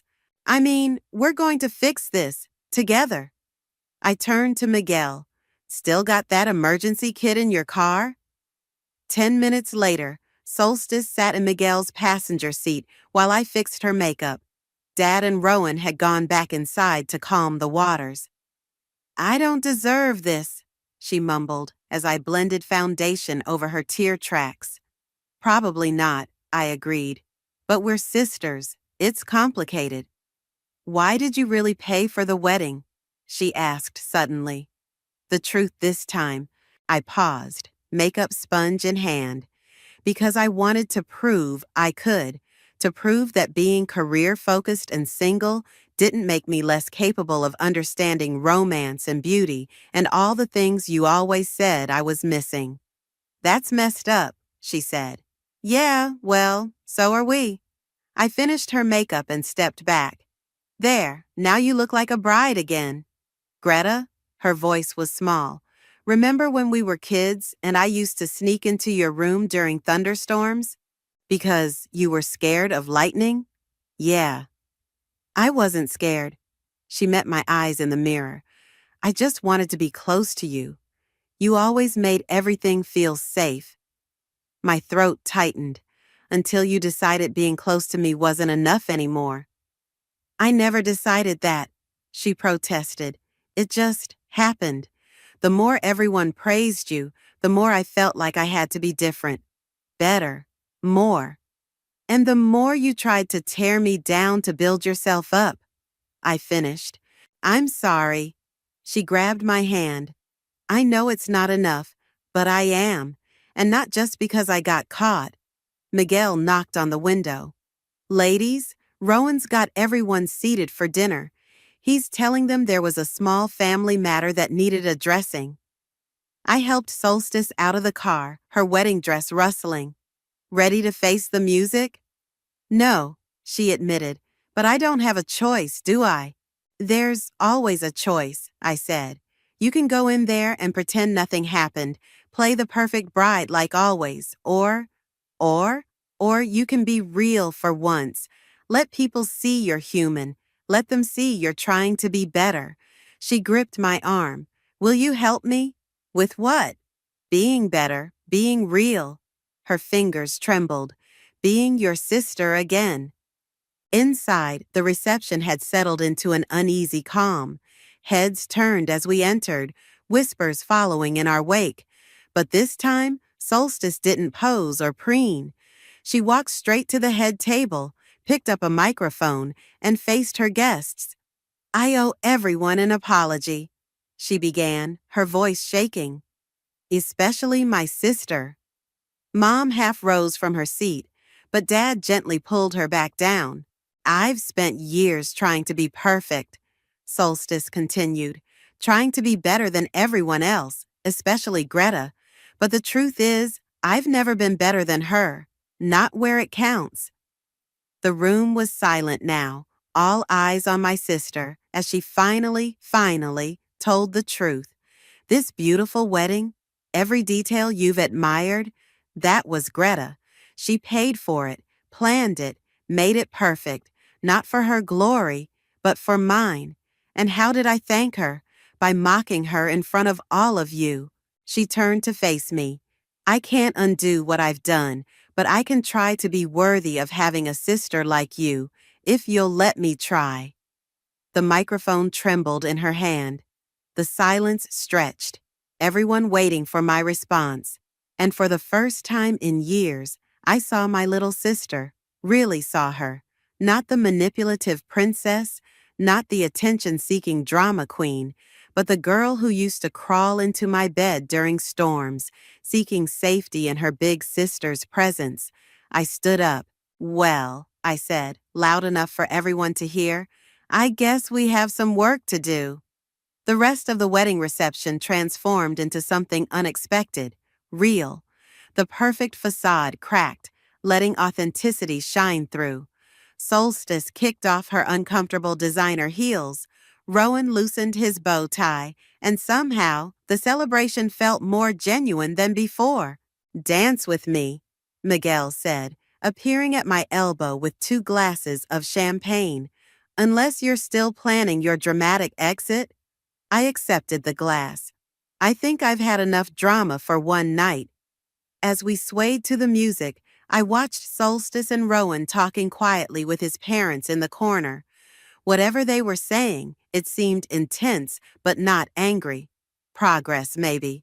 You know, Miguel said, when you hired me for this wedding, I thought you were crazy. Spending all that money on someone who treated you so badly? I was crazy, I admitted, but maybe not for the reasons you think. Oh? I thought I could buy her love, or at least her respect. I shook my head. Turns out those things aren't for sale. No, he agreed, but sometimes they're free if you're brave enough to be honest. Across the room, Camilla was teaching my father some ridiculous dance move, making my mother laugh for the first time all evening. The tension that had suffocated the reception earlier had dissipated, replaced by something more genuine. Greta? Solstice approached, looking uncertain. Can we talk? Miguel squeezed my hand and stepped away. I followed my sister to a quiet corner. Rowan's parents want to help pay for the wedding, she said. They said it's not fair for you to shoulder everything alone. It's already paid for. I know, but… She twisted her rings nervously. They want to reimburse you, and I want to contribute too, from my savings. Solstice? Please, she cut me off. Let me do this. Not because I have to, but because I want to. Because it's right. I studied her face, searching for the manipulation I'd grown so accustomed to seeing. Instead, I found something new. Sincerity. Okay, I said simply. She blinked. Okay, just like that? Just like that. But I thought, after everything. Look, I set down my champagne glass. We can't undo the past. We can't pretend those years of competition and hurt didn't happen. But maybe we can build something new, something real. I'd like that, she whispered. Then, unexpectedly, she hugged me. Not her usual performative embrace, but a real tight hug, like when we were kids. Besides, I added when she pulled back, I hear Miguel's a pretty good wedding planner. Maybe he can help me plan my own someday. About that, Solstice smiled sheepishly. I may have been a little hasty in judging your love life. He seems pretty great. He is, I agreed. But this isn't about him or Rowan or finding the perfect partner. It's about being okay with who we are right now. When did you get so wise? She teased, but her eyes were serious. Probably around the same time you got honest. The DJ announced the last dance of the night. Rowan appeared, holding out his hand to Solstice. May I have this dance, Mrs. Bailey? She took his hand, then surprised us both by grabbing mine too. Only if my sister joins us. And so we danced, the bride, the groom, and the sister who paid for it all. Not perfectly choreographed like Solstice had originally planned, but real and a little messy, and somehow better for it. As the night wound down, guests filing out with tired smiles, Solstice caught my arm one last time. Thank you, she said, not for the money or the planning or any of that. Thank you for not giving up on me, even when I gave you every reason to. That's what sisters do, I replied. The real ones, anyway. Mom and Dad joined us, both looking exhausted but happy. Well, Dad said, this wasn't quite the wedding we expected. No, I agreed, watching Miguel pack up the last of his planning materials. It was better. Because it was honest, Solstice added, surprising us all. Mom wiped away a tear. My girls, both of you, I'm sorry we didn't see what was happening all these years. We see it now, Dad said firmly, and that's what matters. As I drove home that night, Miguel following in his car, we did have that dinner date to plan after all, I realized something. The perfect wedding I'd helped create hadn't been the gift Solstice needed. The truth had been. And maybe, just maybe, it had been the gift I needed too. Because sometimes the most beautiful things aren't perfect at all.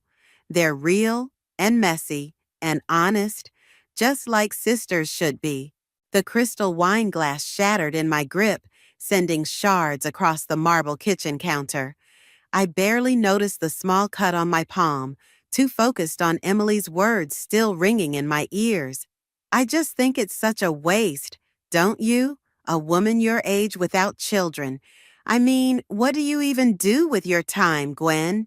My name is Gwendolyn, and I've spent the last decade enduring my sister-in-law's not-so-subtle jabs at family gatherings. Today was supposed to be a celebration of Rowan's promotion, but somehow Emily had managed to turn it into another reminder of my supposed shortcomings. Here, let me help you with that, Rowan said, already reaching for the paper towels. His gentle touch on my shoulder spoke volumes. He knew how much these moments hurt. Oh, Gwen's always been a bit clumsy, Emily called from the dining room. Maybe it's for the best she doesn't have little ones running around. Imagine the accidents. I caught Patricia's eye across the room. My best friend had stopped by to drop off some files for work and now stood frozen by the doorway, her expression a mirror of my internal rage. She knew the truth, the whole truth, and I could see her fighting the urge to speak up. "Emily," Rowan's voice carried a warning tone. "That's enough." "What?" "I'm just saying what everyone's thinking. Even Mom mentioned it last Christmas. Then maybe everyone should mind their own business," I snapped, surprising myself with the force in my voice. The room fell silent. Desmond, Emily's husband, cleared his throat uncomfortably. Honey, maybe we should—" "No, Des, I'm tired of walking on eggshells. We're family. We should be able to discuss these things openly." Emily stood up, wine glass in hand, approaching the kitchen island. "I mean, Rowan deserves to be a father. Have you two even tried fertility treatments? Or are you just—" The sharp ring of a phone cut through the tension. Desmond fumbled for his cell, frowning at the screen. "It's the hospital," he said, stepping away to answer. I busied myself cleaning up the broken glass, trying to ignore the way my hands trembled. Patricia moved closer, pretending to help while whispering, "You okay?" "I'm fine," I muttered, though we both knew it was a lie. The weight of my secret pressed against my chest, threatening to burst out. If they only knew about Natalie. "Yes, this is he." Desmond's voice had taken on an odd tone. "What? When did— Yes, I understand. We'll be right there." The color had drained from his face when he returned to the kitchen. "That was Dr. Matthews. My test results came back. They found something. I need to go in right away." Emily's wine glass joined mine in pieces on the floor. "What do you mean, something? Des, what's wrong?" The room erupted into chaos. Emily crying, Desmond trying to calm her while clearly terrified himself, Rowan already grabbing car keys. In the midst of it all, I caught Patricia's knowing look. We both understood that everything was about to change. "I'll drive," Rowan announced, taking charge. Des, you're in no state. Gwen?" I nodded, already reaching for my coat. As we headed for the door, I heard Patricia's soft voice. "Call me later." The drive to the hospital was tense, filled with Emily's quiet sobs and Desmond's labored breathing. I sat in the back, watching the streetlights blur past, thinking about karma and consequences. For years, Emily had wielded her fertility like a weapon, never knowing the truth about why we chose not to have children. Or rather, why we chose to keep our child a secret. Now, watching her world potentially crumble, I felt no satisfaction, just a hollow ache and the growing certainty that our carefully constructed facade was about to collapse. Rowan caught my eye in the rearview mirror. In that brief glance, I saw the same fear I felt. We both knew what might be coming. The possibility that Desmond's condition might require family medical history, blood tests, donors, the very things we'd structured our entire lives around avoiding. As we pulled into the emergency room parking lot, my phone buzzed with a text from Patricia. "Natalie's asking about dinner tomorrow. What should I tell her?" I stared at the screen, Emily's earlier words echoing in my head. "We're family. We should be able to discuss these things openly." If she only knew how open things were about to become. The automatic doors of the ER slid open with a hiss, welcoming us into what I knew would be the beginning of the end of our secret. One way or another, everything was about to change. The fluorescent lights of the hospital waiting room made everything feel surreal. Emily paced back and forth while Rowan filled out paperwork, his handwriting more rushed than usual. I sat quietly, my phone burning a hole in my pocket with Patricia's unanswered text about Natalie. "Mrs. Phillips?" A doctor in blue scrubs appeared, clipboard in hand. "I'm Dr. Matthews. We need to discuss your husband's condition." Emily practically lunged forward. "What's wrong with him? Is he going to be okay?" The doctor gestured toward the chairs. Please sit down. We found that Desmond has a rare form of aplastic anemia. His bone marrow isn't producing enough blood cells, and his condition is deteriorating rapidly. What does that mean? Emily's voice cracked. What do we do? He needs a blood transfusion immediately, but his blood type is extremely rare. We're looking at a combination of factors that make finding a match challenging. Rowan stepped forward. I'm his brother, can't I? We've already tested your previous donations, Mr. Chapman. Unfortunately, you're not a match for what we need. Dr. Matthews consulted his clipboard. We need to test all immediate family members as soon as possible. Emily was already rolling up her sleeve. Take mine. Test mine right now.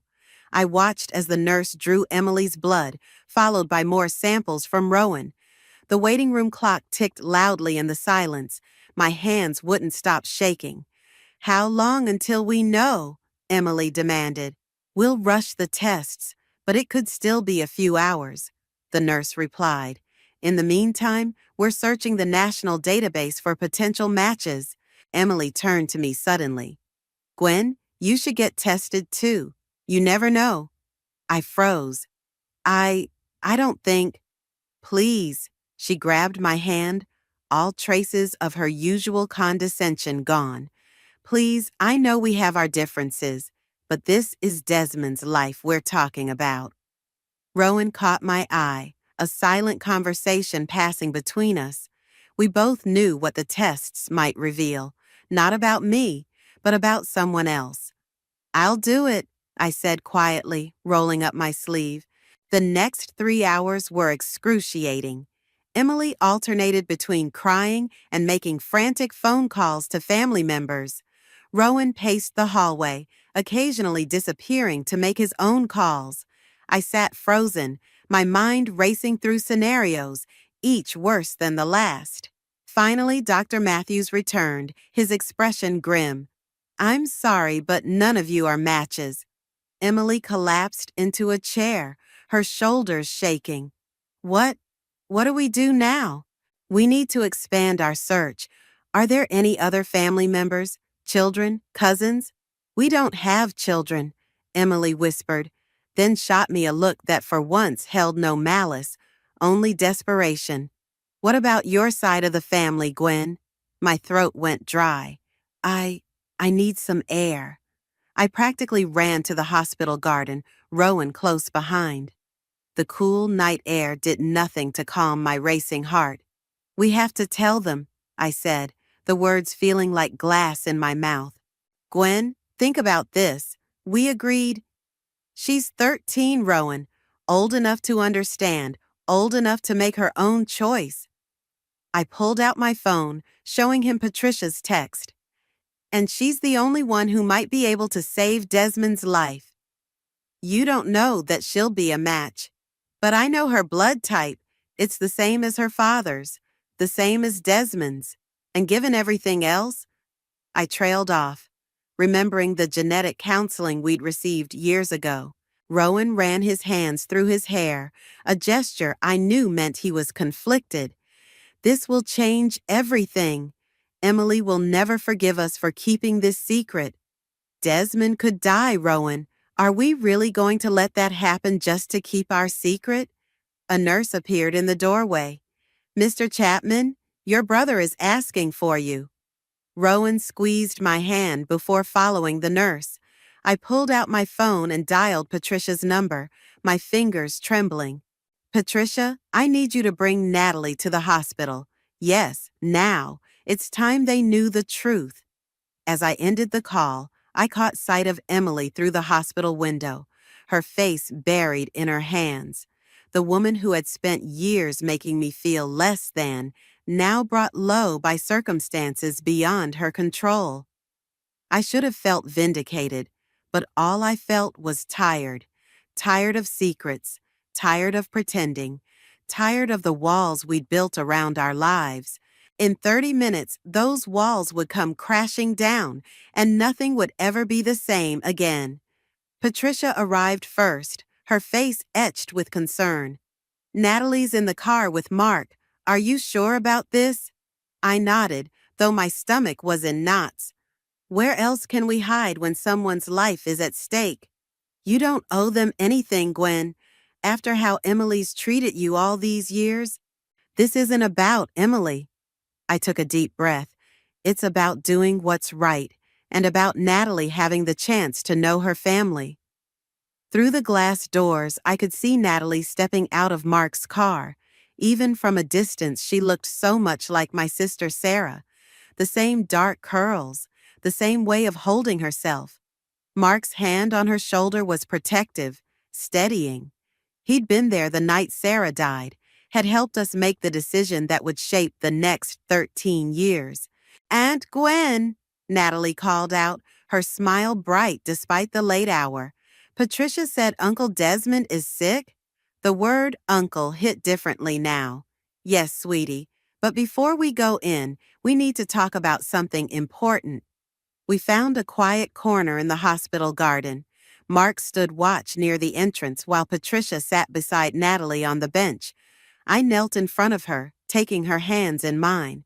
"You know how we've always told you about your mom, Sarah? About how she died right after you were born?" Natalie nodded. "And how you and Uncle Rowan arranged for Patricia to raise me because you weren't ready.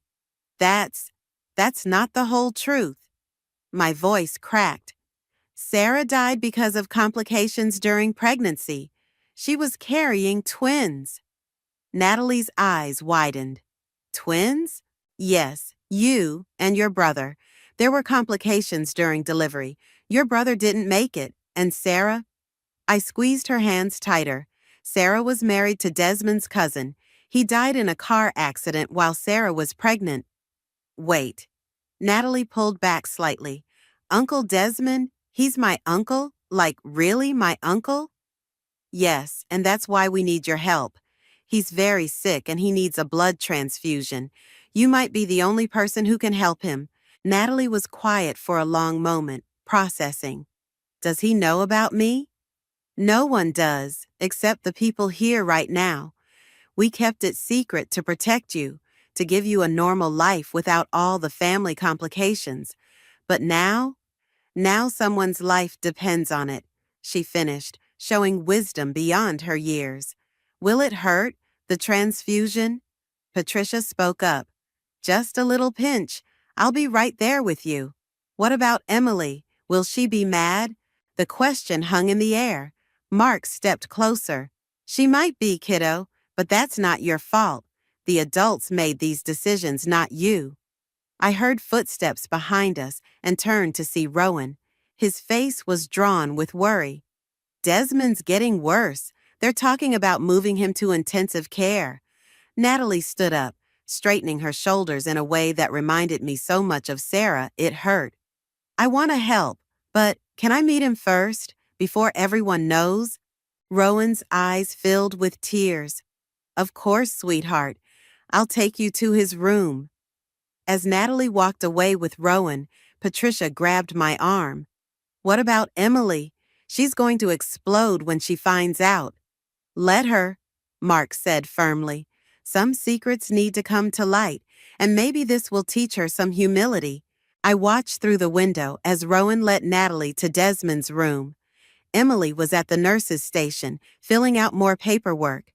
She glanced up as they passed, her expression confused, but not yet suspicious. "I should go in there," I said, moving toward the door. "Gwen?"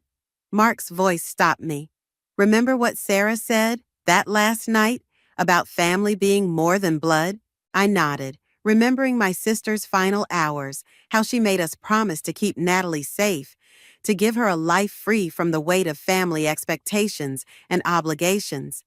"She also said that sometimes the truth sets us free," I replied. "I think it's time we all got free." Walking through those hospital doors felt like crossing a threshold. Behind me lay 13 years of secrets and careful arrangements. Ahead lay uncertainty, confrontation, and probably a lot of anger, but also maybe something better, something honest. Emily looked up as I approached. her mascara streaked from crying. "Who's that girl with Rowan? She looks so familiar." "Emily," I said, my voice steady for the first time in years. "We need to talk about Sarah." "Sarah?" Emily's brow furrowed. "Your sister, Sarah? The one who died in childbirth?" I guided her to the nearby waiting area, away from the busy nurses' station. Patricia and Mark followed, creating a protective barrier between us and the rest of the hospital. "Sarah was married to James, Desmond's cousin," I started, watching Emily's face carefully. "When she died, she left behind a daughter." Emily's eyes darted toward Desmond's room, where Natalie was still visible through the window. "That girl. No, that's impossible. We would have known. Desmond would have known. James died before the babies were born. Sarah made us promise." "Babies?" Emily's voice rose sharply. "What do you mean, babies?" I took a deep breath. "Twins, a boy and a girl. The boy didn't survive, and Sarah, she knew she wasn't going to make it. She made us promise to protect Natalie, to give her a normal life away from all the family drama." Emily stood up abruptly, her chair scraping against the floor. All these years you've let me talk about children, about family, and you had a niece. You let me believe." She stopped, realization dawning. "She looks just like Sarah." Through the window, we could see Natalie sitting beside Desmond's bed, talking quietly while Rowan stood watch. Even in his sedated state, Desmond seemed to respond to her presence. "She's the right blood type," I said softly.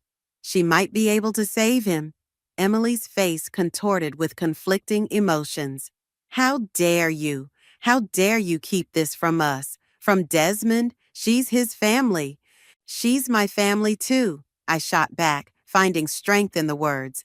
"And I did what I thought was best for her. Sarah knew what this family was like, the expectations, the pressure. She wanted something different for her daughter." "What we're like?" Emily's voice cracked. "What's that supposed to mean?" Mark stepped forward. "I was there that night, Emily. Sarah was terrified that her daughter would be raised in a family where her worth would be measured by whose blood ran through her veins, where she'd be seen as an obligation rather than a person." Emily sank back into her chair, tears streaming down her face. "And now you're using her to save Desmond? How is that any different?" "We're not using her," Patricia interjected. "We gave her a choice. She wants to help." The door to Desmond's room opened, and Natalie emerged with Rowan. She walked directly to where we sat, her young face serious but determined. "I want to do the transfusion," she announced. "I want to help Uncle Desmond." Emily stared at her, really looking at her for the first time. "You know who I am?" "Aunt Emily, Patricia's shown me pictures sometimes. And," Natalie hesitated, glancing at me for support, "I've seen you at school events. I always wanted to say hi, but I knew I couldn't." Emily covered her mouth with her hand, a sob escaping. "All this time? You were right there?" "Patricia raised her just across town," I explained. "We arranged it so she could have a normal life, but still be close enough that we could be part of it." "Part of it?" Emily's voice turned bitter again. "You mean you got to be part of it, while the rest of us? The rest of you were too busy judging and measuring everyone else's lives," Rowan cut in sharply. "Can you blame us for wanting to protect her from that?" The silence that followed was heavy with 13 years of secrets and judgments. Finally, Natalie spoke again, her voice small but clear. "Mom, Sarah. She left me letters. She wrote about all of you. She said family was complicated but worth fighting for. I'd like to try if you'll let me." Emily looked up at her, then at me, her face a battlefield of pride and desperation. "We need to test her blood type, make sure she's really a match." "Already arranged," Rowan said. "The doctors are ready whenever Natalie is." Natalie squared her shoulders. "I'm ready now." As she walked away with the nurse, Emily caught my arm. Her grip was tight, her voice barely a whisper. If this works, if she saves him, nothing will ever be the same. I watched Natalie disappear around the corner, thinking of Sarah, of secrets, of the walls we build to protect ourselves and others. Maybe that's not such a bad thing. The sun was starting to rise outside the hospital windows, painting the sterile walls with hints of gold. A new day was dawning, and with it, the end of our carefully constructed facade. Whether we were ready or not, the truth was finally breaking free. The blood test results came back within the hour. Dr. Matthews could barely contain his relief as he delivered the news. "She's a perfect match," he announced. "Better than we could have hoped for, actually. The genetic markers are remarkably compatible." Emily, who had been sitting rigidly in the corner, let out a sound somewhere between a laugh and a sob. "Of course they are. She's family." The way she said family made me flinch, like it was both an accusation and a plea. "Can we begin the transfusion immediately?" Rowan asked. "Yes, we're preparing everything now. Natalie's already in the treatment room with—" Dr. Matthews glanced at his chart. "Ms. Walker?" "Patricia," I corrected automatically. "She's Natalie's legal guardian." Emily's head snapped up. "Legal guardian? You mean you didn't even—" "This isn't the time," Mark interrupted firmly. "Let's focus on Desmond." The next few hours passed in a blur of medical procedures and tense silences. I stationed myself outside the treatment room, watching through the window as Patricia held Natalie's hand while the nurses worked. My brave girl didn't flinch once as they inserted the needle. "She looks just like her," Emily said quietly, appearing beside me. "I keep thinking about all the times I must have passed her at school events, never knowing—" "She was in your daughter's class play last year," I admitted. "She played the tree." "The one with the beautiful solo?" Emily's voice cracked. "I recorded it on my phone. I have a video of my niece singing, and I didn't even know it." Before I could respond, Dr. Matthews emerged from Desmond's room. "The initial response is promising. His vitals are already showing improvement." Emily sagged against the wall in relief. "Can I see him?" "Briefly, he's still heavily sedated." As Emily disappeared into Desmond's room, Natalie emerged from her treatment, Patricia supporting her slightly wobbly steps. "How are you feeling, sweetheart?" I asked, rushing to her other side. "A bit dizzy," she admitted. "But okay. Did it work? Did I help Uncle Desmond?" "You did amazing," Rowan assured her, pulling up a chair. "The doctors say he's already doing better." Natalie smiled weakly, then turned serious. "What happens now? With everyone, I mean?" Patricia squeezed her shoulder. "Whatever you want to happen, honey. This doesn't change anything unless you want it to." "But it already has changed," Natalie said, wisdom beyond her years showing in her eyes.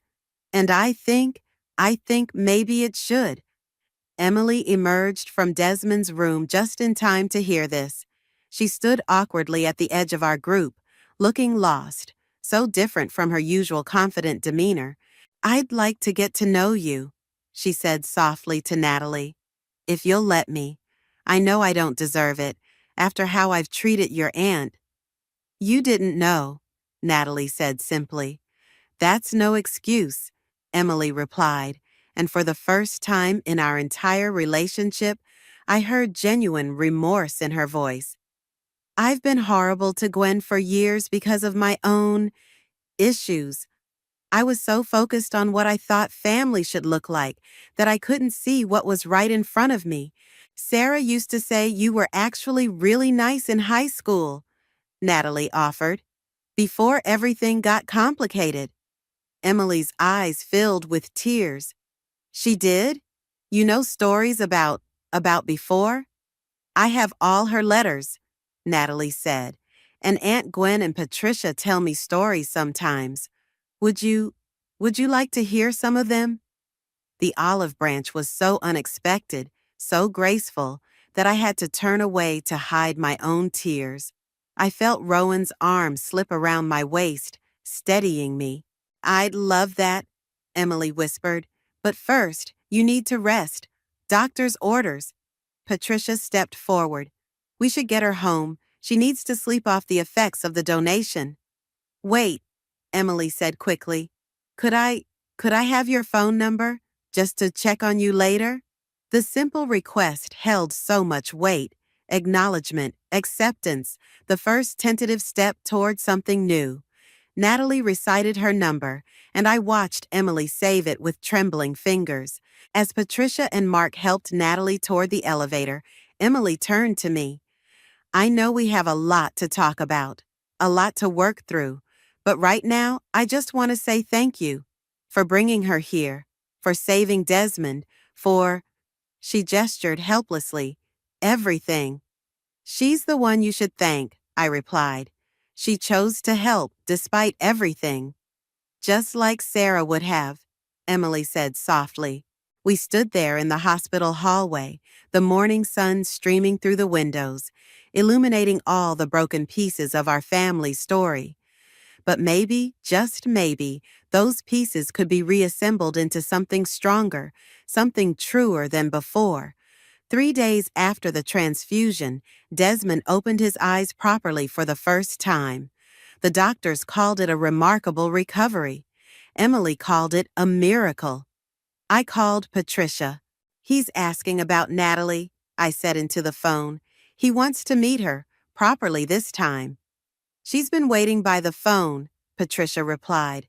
"Let me guess, family dinner?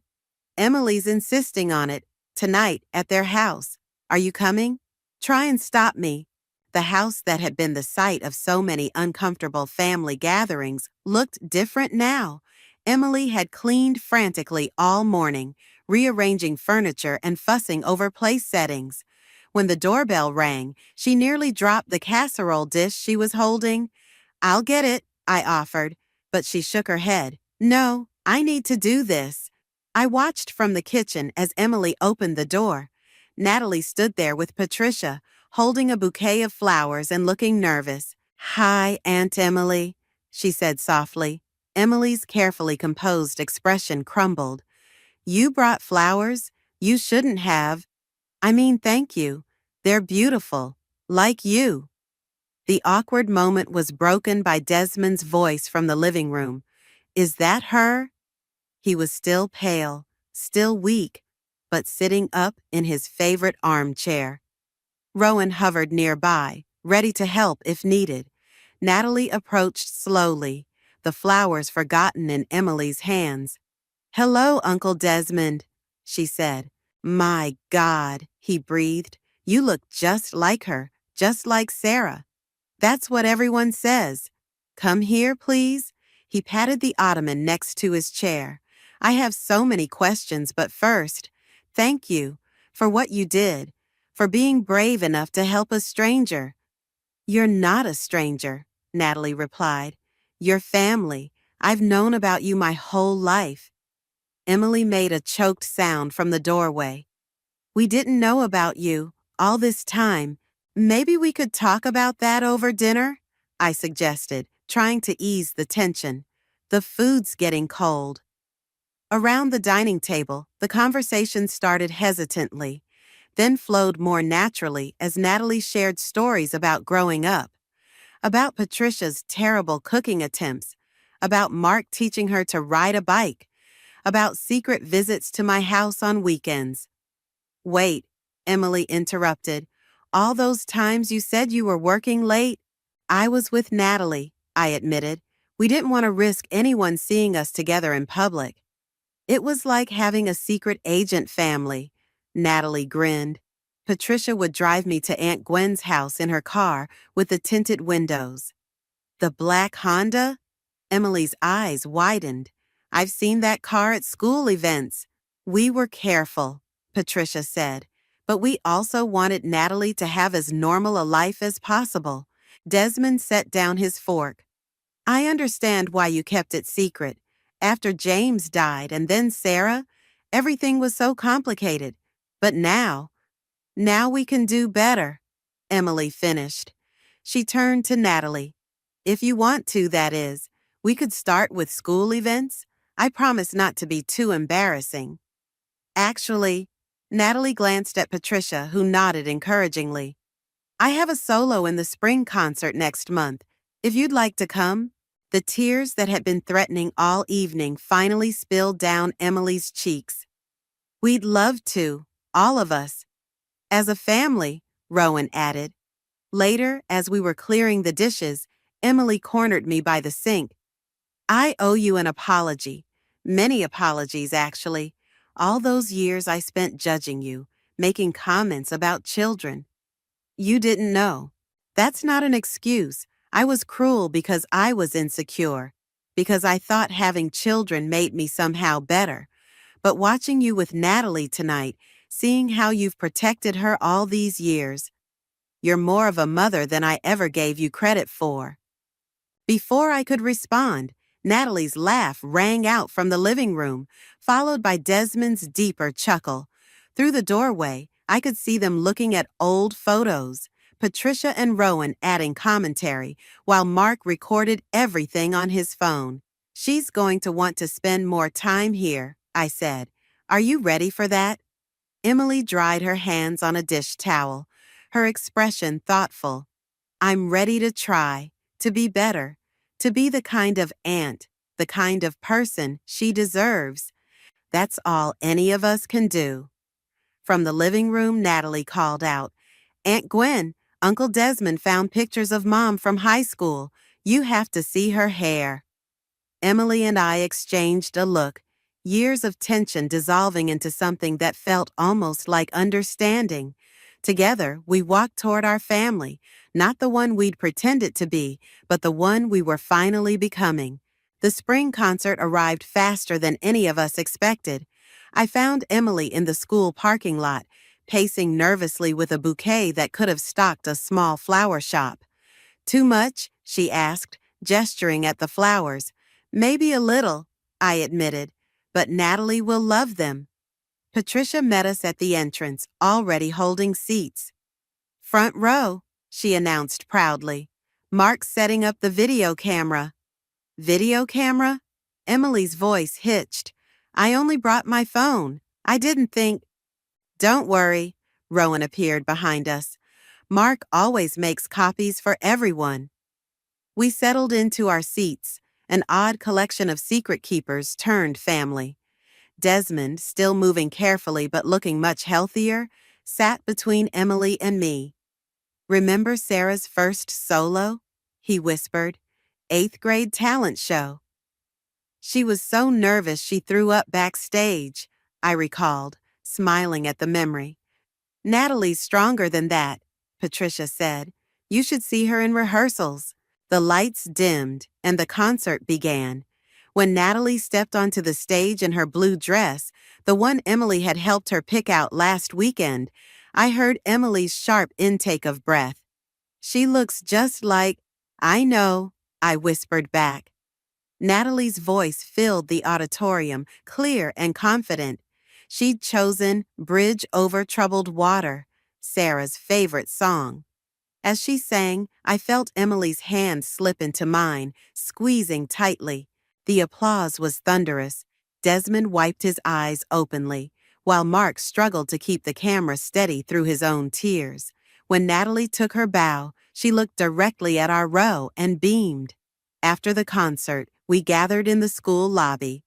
Emily thrust her massive bouquet forward just as Patricia produced her more modest arrangement. Natalie laughed, trying to juggle both. You were amazing, sweetheart, Desmond said, hugging her carefully. Thanks, Uncle Des. She turned to Emily. Did you really cry? I saw you from stage. We all did, Rowan admitted. Your mother would have been so proud, Emily said softly. Then, to everyone's surprise, she turned to me. And she'd be proud of you too, Gwen.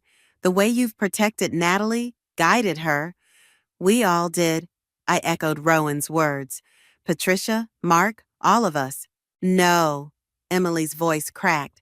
I need to say this. I've spent years being horrible to you because I thought having children made me special somehow, made me better. But watching you with Natalie these past few months, seeing how you've always put her first, even when it meant enduring my awful comments, she wiped her eyes. I was wrong, so wrong. Aunt Emily, Natalie interrupted, you're smudging your makeup. The tension broke as everyone laughed. Even Emily managed a watery chuckle. How about ice cream? Mark suggested. I know a place that's open late. At the ice cream parlor, we pushed tables together to fit our unconventional family. Natalie sat between Emily and me, showing us videos on her phone of rehearsals, while Desmond and Rowan argued good-naturedly about whose turn it was to pay. I have something to ask, Natalie said suddenly, putting down her spoon. I've been talking with Patricia, and I'd like to spend more time with everyone. Maybe even stay over sometimes, if that's okay. Emily dropped her napkin. You mean it? We could set up the guest room, Desmond added quickly. Make it yours. Slow down, Patricia cautioned. Maybe we start with dinner twice a week. See how it goes? I watched Natalie's face light up at the suggestion. That sounds perfect. And maybe, Emily ventured carefully, we could come to your dance recitals too? All of them, not just the big ones. Even the boring ones where I'm just a backup dancer? Especially those, Desmond grinned. As they discussed schedules and arrangements, I felt Rowan's arm around my shoulders. You okay? He whispered. I looked at our family, really looked at them. Emily and Natalie planning future performances. Desmond showing Patricia old photos on his phone. Mark still fiddling with his camera. The walls we'd built to protect Natalie had come down, but instead of destruction, we'd found connection. Sarah would love this, I said softly. She does, Rowan replied. She's here, in all of us, especially in the way Natalie brings people together. Just like her mother, Emily overheard us, always building bridges.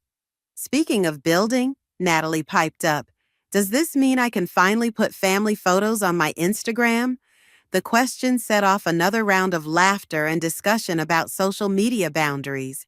As I watched them talk, I realized that sometimes the strongest families aren't the ones you're born into, but the ones you build, even if it takes 13 years and a few medical emergencies to get there. The autumn breeze scattered leaves across Sarah's headstone as I placed fresh flowers beside it. Behind me, I heard the crunch of footsteps on fallen leaves. I thought I'd find you here, Emily said softly, holding her own bouquet. Natalie told me you always visit on Thursdays. It's our tradition, I replied, though usually it's just me and Patricia. Do you mind if I... She gestured to the grave. Of course not. She was your friend, too. Emily knelt beside me, arranging her flowers next to mine. I've never been here before. I couldn't, after everything that happened. But Natalie showed me Sarah's letters last night, and I realized how much I've missed. Sarah would have loved seeing Natalie perform at the Harvest Festival yesterday, I said, especially with you and Desmond cheering so loudly in the front row. We embarrassed her terribly, Emily laughed, then grew serious. I keep thinking about what Sarah wrote in those letters, about wanting Natalie to grow up free from family pressure. I was exactly what she was afraid of, wasn't I? Before I could respond, more footsteps approached. Natalie appeared, followed by Patricia, Rowan, Desmond, and Mark. Family meeting at the cemetery? Natalie asked, raising an eyebrow. More like a reunion, Mark said, producing a thermos. Hot chocolate, anyone? Your mother's recipe, Natalie. We settled on the blanket Mark spread out, passing the thermos around. Natalie sat between Emily and me, pulling out a worn envelope. I found another letter last night, she announced. It was dated just before. You know, Mom wrote about all of you. You don't have to share it, Patricia said gently. I want to. Natalie unfolded the paper carefully. Dear baby girl, I wish I could be there to see you grow up, but I know you'll be surrounded by love. Your Aunt Gwen will protect you fiercely. Patricia will give you a normal life. Mark will make you laugh. Rowan will be your rock. She paused, glancing at Emily and Desmond. And your Uncle Desmond and Aunt Emily? They'll learn that family isn't about perfect appearances or meeting expectations. It's about love, even when it's messy and complicated. Give them time. They'll figure it out eventually. Emily wiped her eyes. She knew us better than we knew ourselves. She always did, Desmond agreed. Remember when she predicted we'd end up together? We thought she was crazy. Stories began flowing then.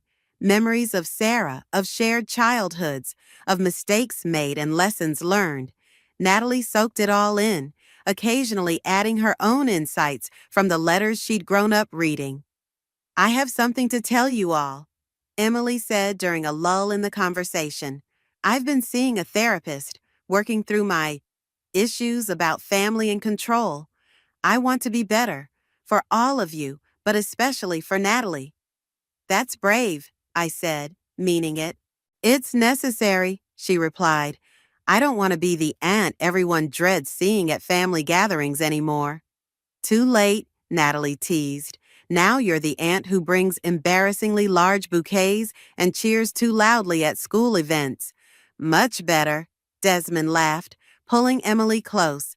Mark raised the thermos. To Sarah, who somehow planned all this from beyond. To Mom, Natalie echoed.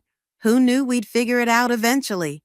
As the others continued sharing stories, I traced Sarah's name on the headstone. The secret I'd carried for 13 years had transformed from a burden into a bridge, connecting us all in ways I never expected. Aunt Gwen? Natalie's voice pulled me back. Thank you for everything, for keeping me safe, for letting me choose when to know everyone, for giving me all these people who love me. Your mother knew what she was doing, I said. She knew love would win out eventually. Even over Emily's pride? Desmond teased, earning a playful swat from his wife. Especially over that, Emily admitted, though I maintain those bouquets aren't too big. They're bigger than Natalie, Patricia laughed. As the banter continued, I watched my family, not perfect, not conventional, but real and whole. The walls we'd built to protect Natalie had become foundations for something stronger. Sarah's final gift to us all. The autumn sun began to set, painting the cemetery in warm golds and reds. None of us moved to leave. We had all the time in the world now, and so many stories left to share. The text message glowed on my phone screen like a bad omen. Tabitha, we need to talk. The family business is in trouble. My brother Riley's number, one I hadn't seen in 8 years. I'm Tabitha. And the last time I saw my family, I was being thrown out of our mansion for choosing love over legacy. The memory still burns fresh. My father's face turning purple with rage, my mother's ice-cold stare, and my brothers standing like statues in the background while I packed my bags. Everything okay? Alex's voice pulled me from the memory. He was wiping grease from his hands with a shop rag, his coveralls bearing our company logo. Wagner Auto Care, women-led, customer first. Riley just texted, I said, showing him the phone. Apparently, the mighty Taylor empire is crumbling. Alex's eyebrows shot up. After 8 years of radio silence? Karma's a funny thing, isn't it? I set my phone face down on my desk, trying to focus on the stack of invoices before me, but my hands were shaking. Want to talk about it?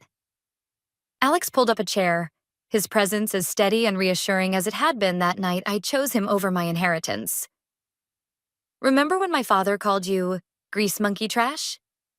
I laughed, but it came out hollow. Now look at us, 20 locations across the state and every single one profitable.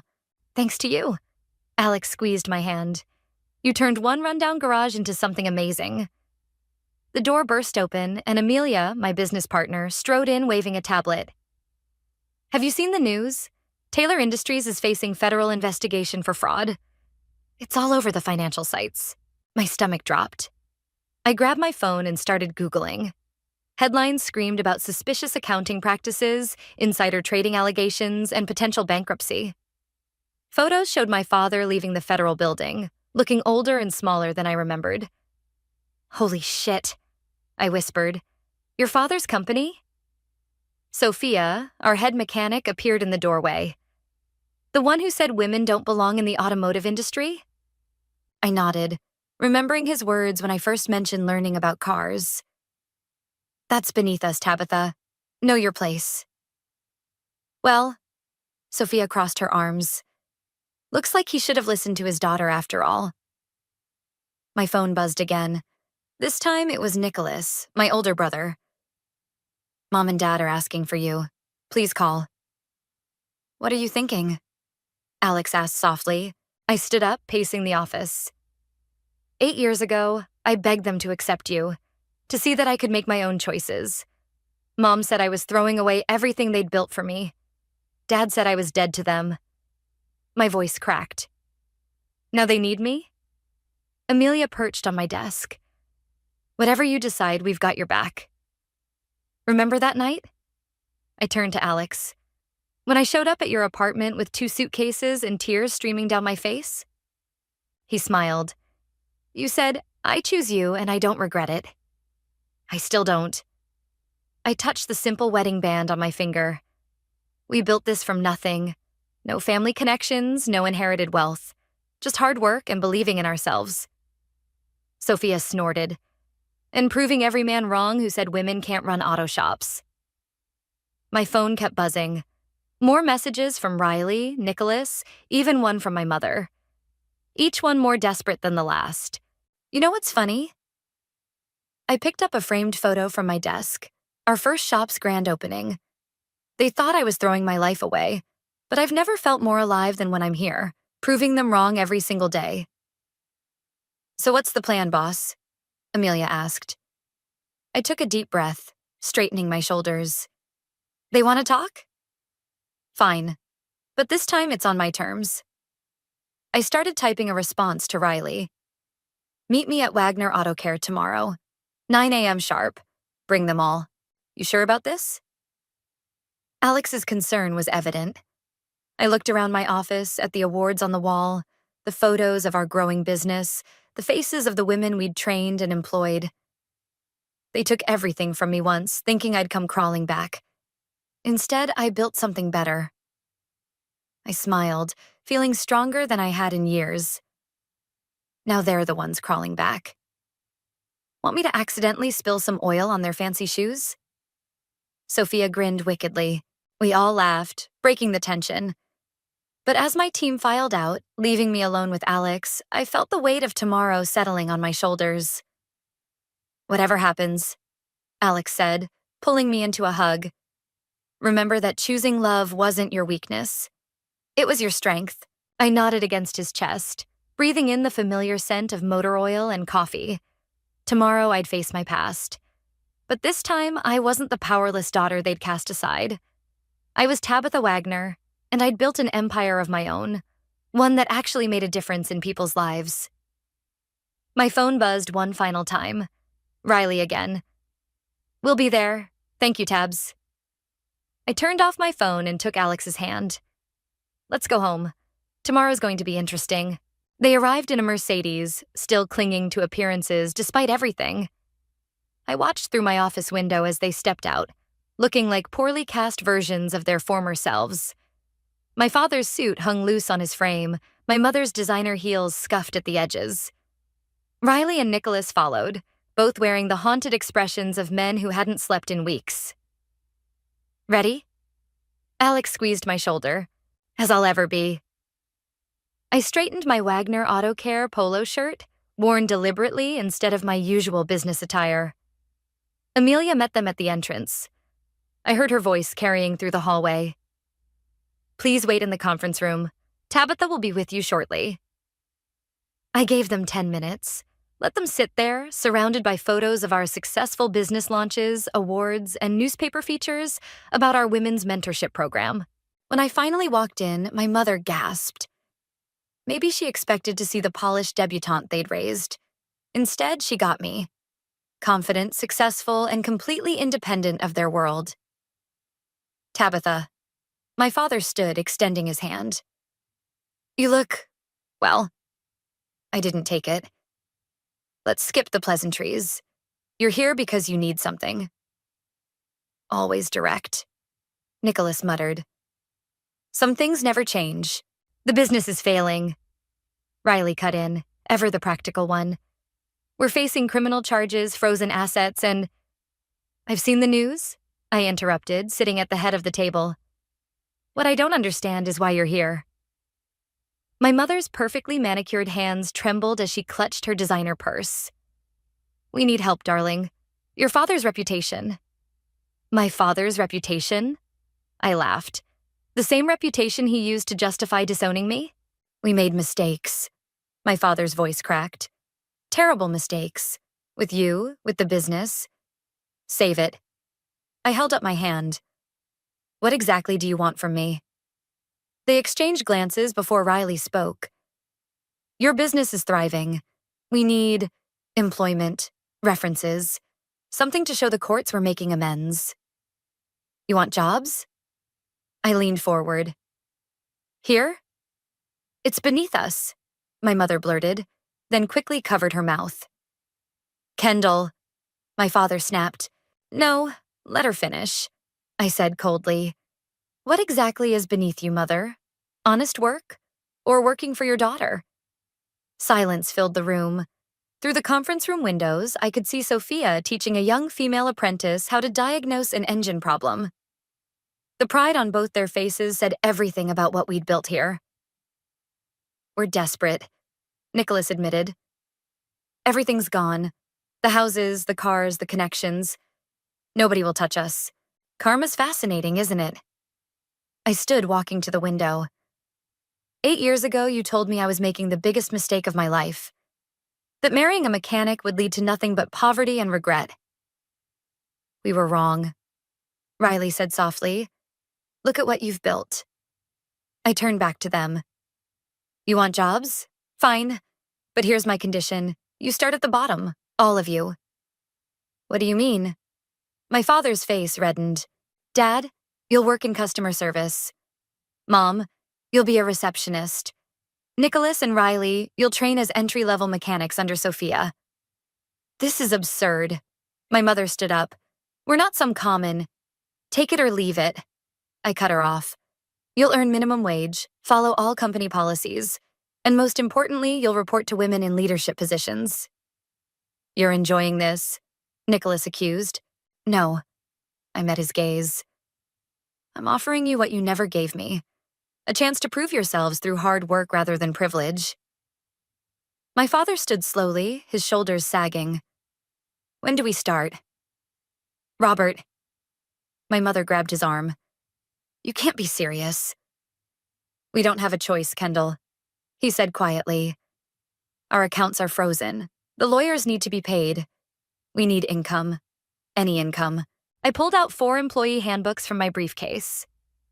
Monday morning, 8 a.m. sharp. Dress code is in the handbook. And just so we're clear, 1 hint of undermining my business, 1 complaint about taking orders from women, and you're out. Riley took the handbooks, distributing them silently. One more thing, I added as they stood to leave. The name Taylor doesn't exist here. You're Robert, Kendall, Nicholas, and Riley. Nothing more.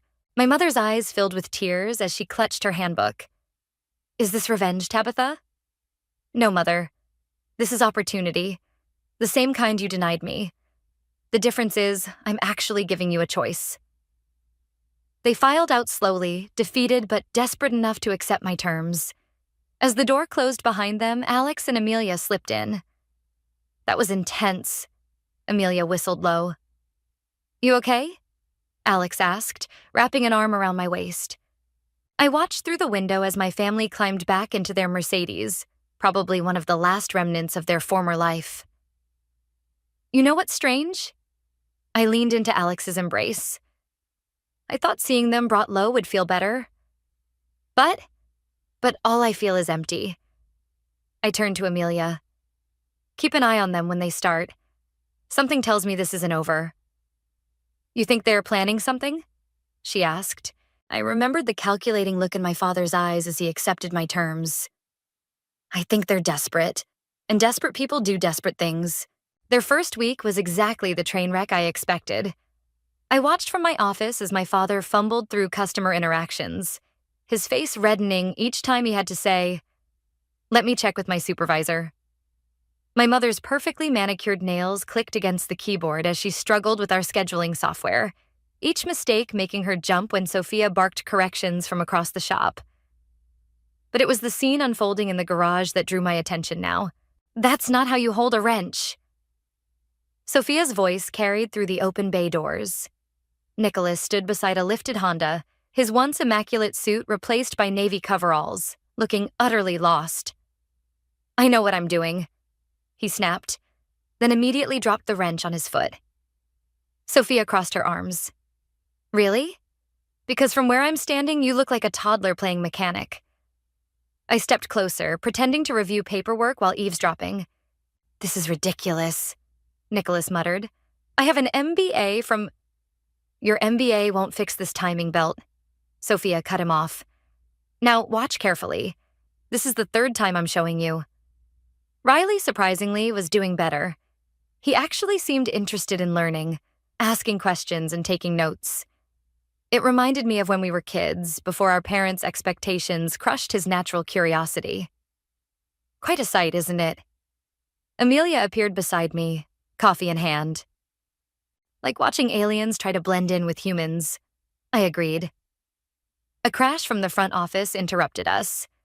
My mother had knocked over a display of air fresheners, and instead of picking them up, she was having what looked like a full meltdown. I can't do this anymore, she cried, mascara running down her cheeks. I used to run charity galas, for God's sake. I started toward her, but Riley got there first.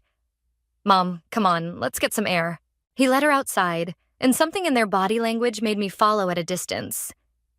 They didn't notice me standing just around the corner of the building. I know it's hard, Riley was saying, but we don't have a choice. Your father's pride will be the death of me, my mother sobbed. First the illegal trading, then the covered-up losses, and now this humiliation. I froze. Illegal trading? Covered-up losses? Mom, keep your voice down, Riley hissed. Nobody can know about that. Why not? Everyone knows everything else. Our friends, our colleagues, they're all laughing at us. And now my own daughter has turned me into a common receptionist. Better than prison, Riley muttered. My mother's voice turned sharp. What did you say? Nothing. Riley sighed. Let's get back inside before what? I stepped around the corner, making them both jump. Before I hear something I'm not supposed to? My mother straightened, quickly wiping her eyes. Tabitha, Save it. I held up my hand. Riley, what did you mean about prison? He looked away. It's complicated. Uncomplicate it. Tabitha. My father's voice boomed from behind me. He'd followed us out. This is none of your concern. It became my concern when you showed up begging for jobs. I turned to face him. What exactly are you hiding? Robert, my mother warned, but he was already advancing toward me, finger pointed. You think you can interrogate us just because we're working in your little garage? You're still my daughter, and you will show some respect. I didn't back down. Respect? Like the respect you showed me when you threw me out? Or the respect you're showing now by hiding whatever illegal mess you've created? You have no idea what pressures I was under, he shouted. The market was crashing, investors were pulling out. Dad, stop. Riley grabbed his arm, but the damage was done. I saw it in their faces. There was way more to their downfall than what had made the news. Get back to work, I said coldly. All of you. But this conversation isn't over. As they filed back inside, Amelia appeared at my side. I recorded everything, she whispered, showing me her phone. Been keeping an eye on them since they started acting sketchy yesterday. Send it to my email, I replied quietly. And call Marcus. Your lawyer? You think it's that serious? I watched through the window as my family resumed their positions. My father with his forced smile at customers, my mother's shaking hands at the computer, my brothers under Sophia's stern supervision. They're hiding something big, I said. Something that could explain why they're really here. You think they're trying to use your business as cover? I don't know. I pulled out my phone, already drafting an email to Marcus. But I'm going to find out. In the meantime, watch them like a hawk. Record everything suspicious. What about Sophia? Should we tell her? I thought about my head mechanic's sharp eyes and sharper tongue. No. Let her keep teaching them. The more they struggle with honest work, the more likely they are to slip up and reveal what they're hiding. And if they do, I watched my father fumble another customer interaction, his facade of humility cracking just slightly. Then they'll learn what real consequences feel like. We need to talk.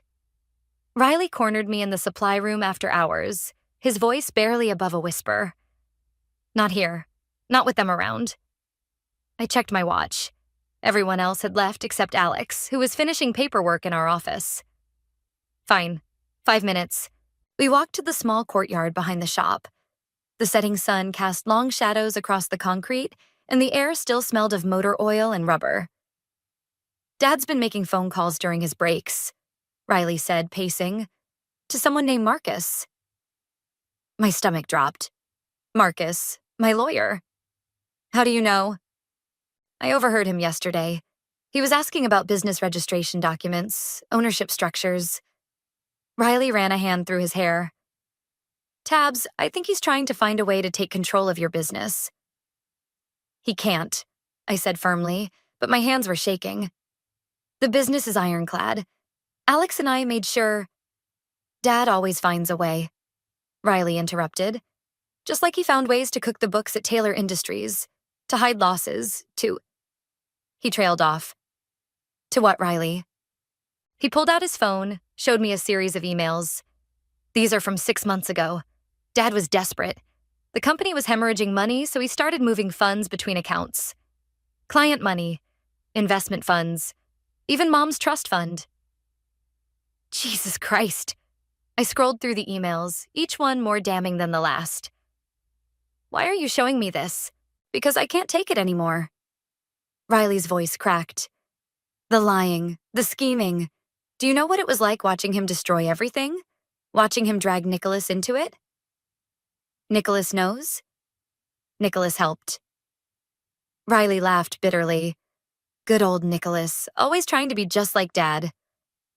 A noise from inside the shop made us both jump. Alex appeared in the doorway. Everything okay out here? I quickly handed Riley's phone back. Just catching up. Alex's eyes narrowed. He knew me too well to buy that. Your father's still here. Saw him making calls in his car. Riley tensed. I should go. Wait. I grabbed his arm. Why now? Why tell me this? He looked at me, and for a moment I saw the brother I used to know. The one who'd sneak me candy when I was sad, who taught me to ride a bike when Dad was too busy. Because you got out. He said softly. You chose love over money, and look what you built. Meanwhile, I chose money over everything, and all it got me was. He gestured to his grease-stained coveralls. Riley. Our father's voice boomed from inside. Where are you? Don't tell him what I showed you, Riley whispered urgently. There you are. Our father appeared in the doorway, his fake customer service smile dropping instantly. What's going on here? Just smoking. Riley lied smoothly, pulling out a cigarette pack. With your sister? Dad's eyes darted between us suspiciously. Is that a problem? I challenged. Of course not. His smile returned, false as ever. But it's late. We should go, Riley. As they left, Alex wrapped an arm around my waist. Want to tell me what that was really about? I waited until I heard their car start up and drive away.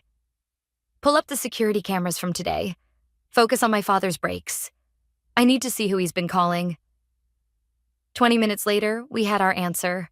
The footage clearly showed him accessing the business's Wi-Fi, looking up legal documents on his phone. He's planning something, Alex said, rewinding the footage again. No, I corrected. He's already planned it. This is just him setting it in motion. I pulled out my own phone, dialed Marcus. Tabitha? My lawyer answered on the first ring. I was just about to call you. Your father reached out to my office today. What did he want? Information about your business structure. Said he was your father and had investing interests. I gripped the phone tighter. And I told him to go through proper channels. But Tabitha, he mentioned something about original funding sources. Said he had proof of family money being used for initial startup. That's a lie. Alex cut in, loud enough for Marcus to hear. We built this from scratch. My savings, Tabitha's side jobs. I know, Marcus replied. But he's building a case, and given his background in corporate law, he's trying to claim ownership. I finished. Or at least enough of a stake to gain control. Exactly. And Tabitha? He's not working alone. I've had calls from 3 other lawyers today, all asking similar questions. I thought of Nicholas, of my mother's tears, of Riley's warnings. How do we stop this? Keep everything documented. Every interaction, every conversation. And Tabitha? Be careful. Men like your father, when they're desperate. I know. I ended the call, turned to Alex. We need to call an emergency meeting. Amelia, Sophia, everyone. First thing tomorrow. What are you thinking? I looked at the security footage still playing on the screen, at my father's familiar scheming expression. I'm thinking it's time to remind them who they're dealing with. They want to play dirty? Fine. But this time I'm ready for them. The early morning meeting was tense. I'd gathered everyone in the conference room before my family was due to arrive, laying out what we'd discovered. That sneaky bastard, Sophia growled, cracking her knuckles. Want me to accidentally drop a transmission on his foot? No violence, I said, though the idea was tempting. We need to be smarter than that.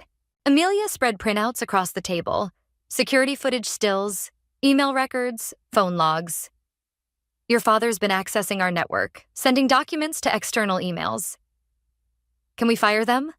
One of our junior mechanics asked. I mean, this has to violate employment terms. Not yet, I replied. We need more evidence, something concrete that proves...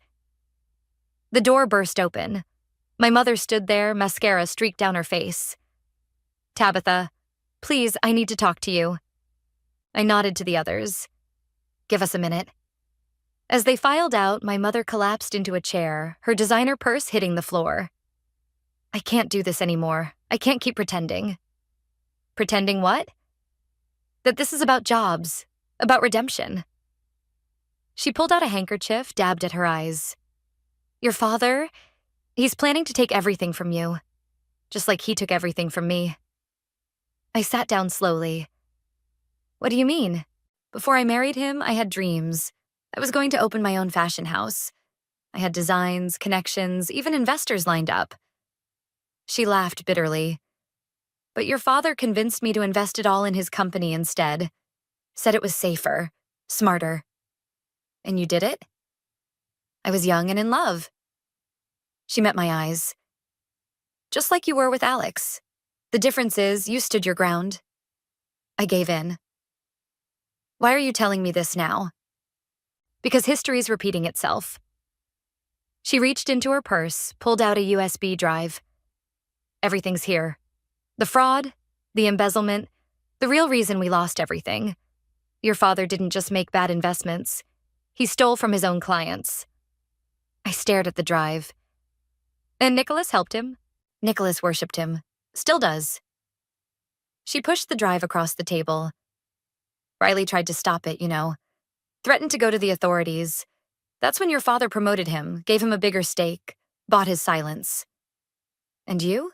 Where were you in all this? Hosting charity galas, she said bitterly. Playing the perfect wife while my dreams collected dust in a storage unit. She stood up suddenly. I should go, if your father knows I gave you this. Mom, wait. I grabbed her hand. Why now? Why help me? She squeezed my hand, and for the first time in years, I saw real emotion in her eyes. Because watching you build this place, seeing how you inspire these women, it reminded me of who I used to be, before I let your father crush my spirit. The front door chimed. The others were arriving for work. Don't tell them I was here, my mother whispered, heading for the back exit. And Tabitha? Be careful. Your father's desperate, and desperate men are dangerous, I finished. I know. After she left, I plugged the USB drive into my laptop. Files upon files appeared. Financial records, emails, voice recordings. Everything we needed to prove what they'd done. Alex found me still staring at the screen 20 minutes later. Hey, your family's here, and what's wrong? You look like you've seen a ghost. I showed him what I'd found. His face darkened as he read. This is bigger than trying to steal your business, he said finally. This is criminal. I know. I closed the laptop. Get Amelia and Sophia. Tell them to watch my father and Nicholas carefully today. Record everything. What about your mom and Riley? I thought about my mother's tears, Riley's warnings. They might be our allies in this, but first, I pulled out my phone, dialed Marcus again. Tabitha, it's early. How quickly can you get here? I have something you need to see. Give me an hour. I ended the call, stood up, straightened my shirt. Through the window, I could see my father and Nicholas arriving, heads together, probably plotting their next move. What are you going to do? Alex asked. First, I'm going to act normal. Let them think their plan is working. I smiled grimly. Then, when Marcus gets here, we're going to show them exactly what happens when you try to steal from me. And your mom? Riley? I touched the USB drive in my pocket. They made their choice. Now it's time to make mine.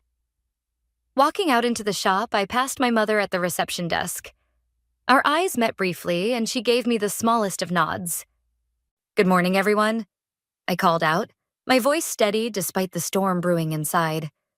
Let's get to work. My father smiled his fake smile, but I saw the predator behind it. That was fine. He thought I was still his little girl, easy to manipulate and control. He was about to learn just how wrong he was. Marcus arrived with 2 federal agents, their presence immediately shifting the atmosphere in the shop. I watched through my office window as my father's face drained of color when they walked in. What's the meaning of this? He demanded, abandoning his customer service post. Robert. Marcus nodded coolly. Perhaps we should take this conversation somewhere private. I led them to the conference room where Amelia had already set up a laptop displaying the evidence. My mother and Riley slipped in behind us, while Nicholas stood frozen in the doorway, still holding a wrench. Come in, Nicholas, I said. You'll want to hear this, too. The federal agents introduced themselves, Weber and Rodriguez from the Financial Crimes Unit. They'd apparently been building a case against Taylor Industries for months. We have some questions about certain financial transactions. Agent Weber began, laying out documents that looked eerily similar to what my mother had provided. I don't have to answer anything without my lawyer. My father blustered, but his hands were shaking. Actually, Marcus interjected, given that you've been attempting to fraudulently claim ownership of this business, I think you'll want to cooperate. Nicholas stepped forward. Whatever you think you know, we know everything. I cut in, turning the laptop around. The embezzlement, the client fraud, how you used Mom's trust fund to cover your tracks.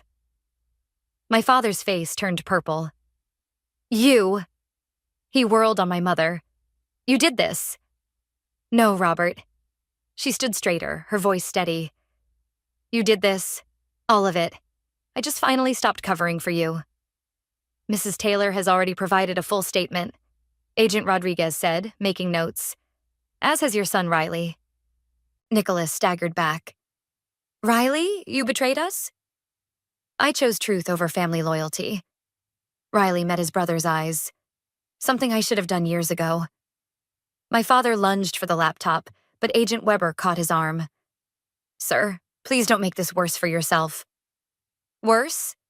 He laughed manically. My own daughter, my wife, my son, all conspiring against me. How could it be worse? You could go to prison for 20 years instead of 5, Agent Rodriguez said calmly. Cooperation tends to look good to judges. I watched my father deflate, decades of arrogance crumbling in minutes. Nicholas sank into a chair, head in his hands. What happens now?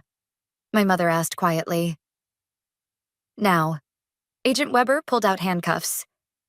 Robert and Nicholas will come with us to answer some questions. The rest of you should expect to be called as witnesses. As they led my father and brother out, customers and employees stared. Sophia appeared at my side, arms crossed. Want me to handle damage control? I nodded, grateful for her support.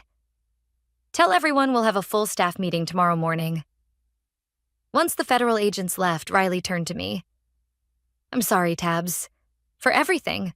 For not standing up to him sooner. You did it now, I said. That counts for something. My mother touched my arm hesitantly. What about us? Our jobs here? I looked at Alex and Amelia, who both nodded slightly.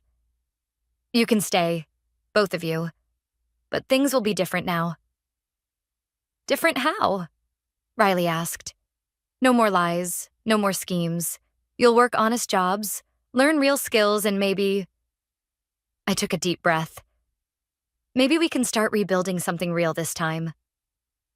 I'd like that, my mother whispered. And Tabitha? That storage unit I mentioned? With my old designs? It's still there. I've kept paying for it all these years. Maybe it's time to dust them off, I suggested. We could use a proper uniform supplier for the shops. Her eyes lit up for the first time in years. After they left to process everything, Alex pulled me into his arms. You okay? No, I admitted. But I will be. I looked around our shop, the business we'd built from nothing, the dream we'd fought for. You know what's funny? All those years I thought they were so powerful, so untouchable. And now I see they were just scared people making desperate choices. I pulled out my phone, showing him a text from Agent Weber. Your father's already talking. Looks like a plea deal in the works. Think they'll actually change? Alex asked. Mom and Riley? Maybe. They seem genuinely ready to try. I watched through the window as they walked to their car. No more Mercedes, just a used Honda Riley had bought with his first real paycheck from us. And you? Are you ready to try with them? I thought about my mother's hidden dreams, Riley's quiet resistance, how they'd both finally chosen truth over facade. Yeah, I said slowly. I think I am. Not for who they were, but for who they might become. Sophia poked her head in. Boss? Customers are asking questions about the police. Tell them the truth, I decided. That we discovered fraud and reported it. That we believe in doing the right thing, even when it's hard. She grinned. Now that's the kind of leadership speech I like. As she left, Alex squeezed my hand. Proud of you, you know that? I squeezed back, watching our employees return to work, our business continuing despite the morning's drama. I'm proud of us, all of us. The courthouse steps were crowded with reporters when we arrived for the sentencing. 3 months had passed since that morning in the shop, and everything had changed. Ms. Wagner. They thrust microphones toward me. How does it feel to be the whistleblower in your own family scandal? I pushed through with Alex at my side, Riley and my mother following close behind. Inside, the marble halls echoed with whispers and footsteps. Ready for this? Alex squeezed my hand. Before I could answer, Nicholas appeared with his lawyer. He'd lost weight in custody, his designer suit replaced by department store clearance. Our eyes met briefly before he looked away. Tabitha. His voice was barely audible. Can we talk, please? Riley stepped forward protectively, but I nodded. 5 minutes. We moved to a quiet corner while the others took their seats in the courtroom. Dad took a plea deal, Nicholas said, running a hand through his unkempt hair. 15 years, eligible for parole in 8. I know, the prosecutors told me. He wanted me to take one too. Nicholas laughed bitterly. Said it would look better if we both showed remorse. And I told him no. He met my eyes. I'm pleading guilty, but I'm telling everything. Every scheme, every lie, every client we betrayed. No deals. I studied his face, searching for the brother I once knew. Why? Because you were right. His voice cracked. About everything. The way Dad raised us, the values he taught us, it was all poison. I see that now. The bailiff called for everyone to enter the courtroom. Nicholas? I caught his arm. How long are you looking at? With full cooperation? 5 to 7 years. He attempted a smile. Plenty of time to think about who I want to be when I get out. Inside, my father sat at the defendant's table, shoulders slumped. He didn't look at any of us as we filed into our seats. The judge entered and the proceedings began. I half listened as lawyers presented final statements, as my father made a tearful plea for leniency that sounded as fake as his customer service smile. Then it was my turn to speak. Ms. Wagner, the judge nodded. As both victim and whistleblower, you have the right to make a statement. I stood, feeling every eye in the courtroom. 8 years ago, my father disowned me for choosing love over money. He said I was throwing my life away by marrying a mechanic and walking away from the family business. My father flinched. What I actually walked away from was a legacy of lies. While I built something real, a business that helps people, that creates opportunities, that values honesty, he was destroying lives with fraud and theft. I turned to face him directly. You taught us that image was everything. That success meant having the biggest house, the most expensive car, the right connections. But sitting here today, I'm successful because I rejected everything you stood for. The judge leaned forward. And what would you like to see happen here today? Justice, I said simply. Not revenge, not punishment, but real justice. For the clients who lost their savings, for the employees who lost their jobs, and for the family members who lost their way trying to please you. After I sat down, my mother squeezed my hand, tears rolling down her cheeks. The sentencing was swift. 15 years for my father. Nicholas received 6 years with the possibility of early release for cooperation. As they led them away, my father finally looked at me. Tabitha, he called out. I'm sorry, for everything. I didn't respond. Some apologies come too late. Outside, the reporters were waiting again, but this time I was ready. Ms. Wagner, will you make a statement? Yes. I stepped up to the microphones, Alex, Riley, and my mother flanking me. Today isn't about family drama or corporate scandal. It's about choosing right over wrong, truth over lies, and integrity over image. What's next for Wagner Auto Care? I smiled, glancing at my mother. We're expanding, adding a line of custom workwear designed specifically for women in trades, actually. Turns out my mother's forgotten dreams fit perfectly with our mission. And your brother's? One's paying for his mistakes. The other, I squeezed Riley's shoulder, is learning to be the man he always wanted to be.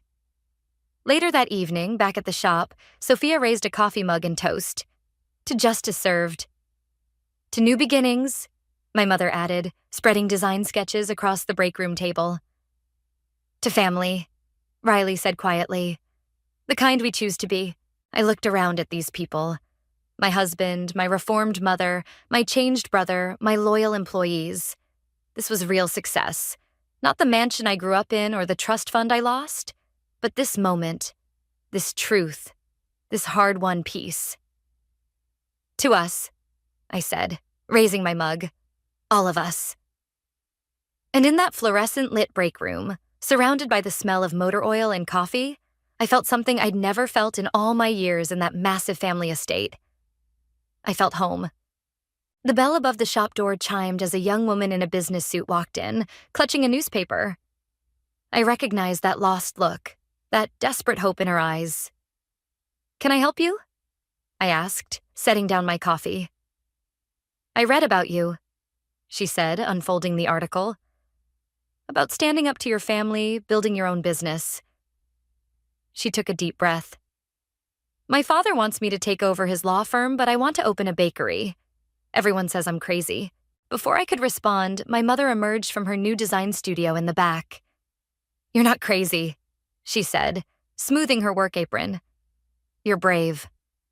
The woman blinked, recognizing her. You're Kendall from the article." "I am." My mother smiled. "And I spent 30 years regretting not following my dreams. Now I design workwear for women in trades, and every morning I wake up excited to come here." The door chimed again. Riley walked in with Sophia, both covered in grease from teaching a women's auto repair workshop. "Another successful class," Sophia announced. 3 of them already applied for apprenticeships. The young woman watched them, then turned back to me. "How did you do it? How did you find the courage? Come with me." I led her through the shop, past mechanics working on cars, past my mother's studio where prototype uniforms hung on racks. "See all this? It started with one choice. Choosing to be true to myself instead of living someone else's dream. But the cost was worth it," I finished. "Look around. We employ 50 people across 3 locations. My mother finally pursued her passion for design. My brother discovered he loves teaching mechanics. Even my father and Nicholas." I paused. "Well, they're learning hard lessons about what really matters." Alex appeared from under a lifted truck. "Babe," that supplier called. "They want to expand our partnership to the East Coast." The young woman's eyes widened. "You're expanding?" "We are." I turned to her. "What's your name?"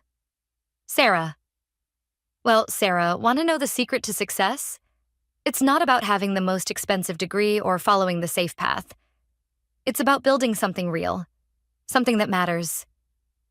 "Like fresh bread?" She smiled hesitantly. "Exactly like fresh bread." I grabbed a business card. "This is my lawyer, Marcus. He helped me set up my business legally, protected my interests.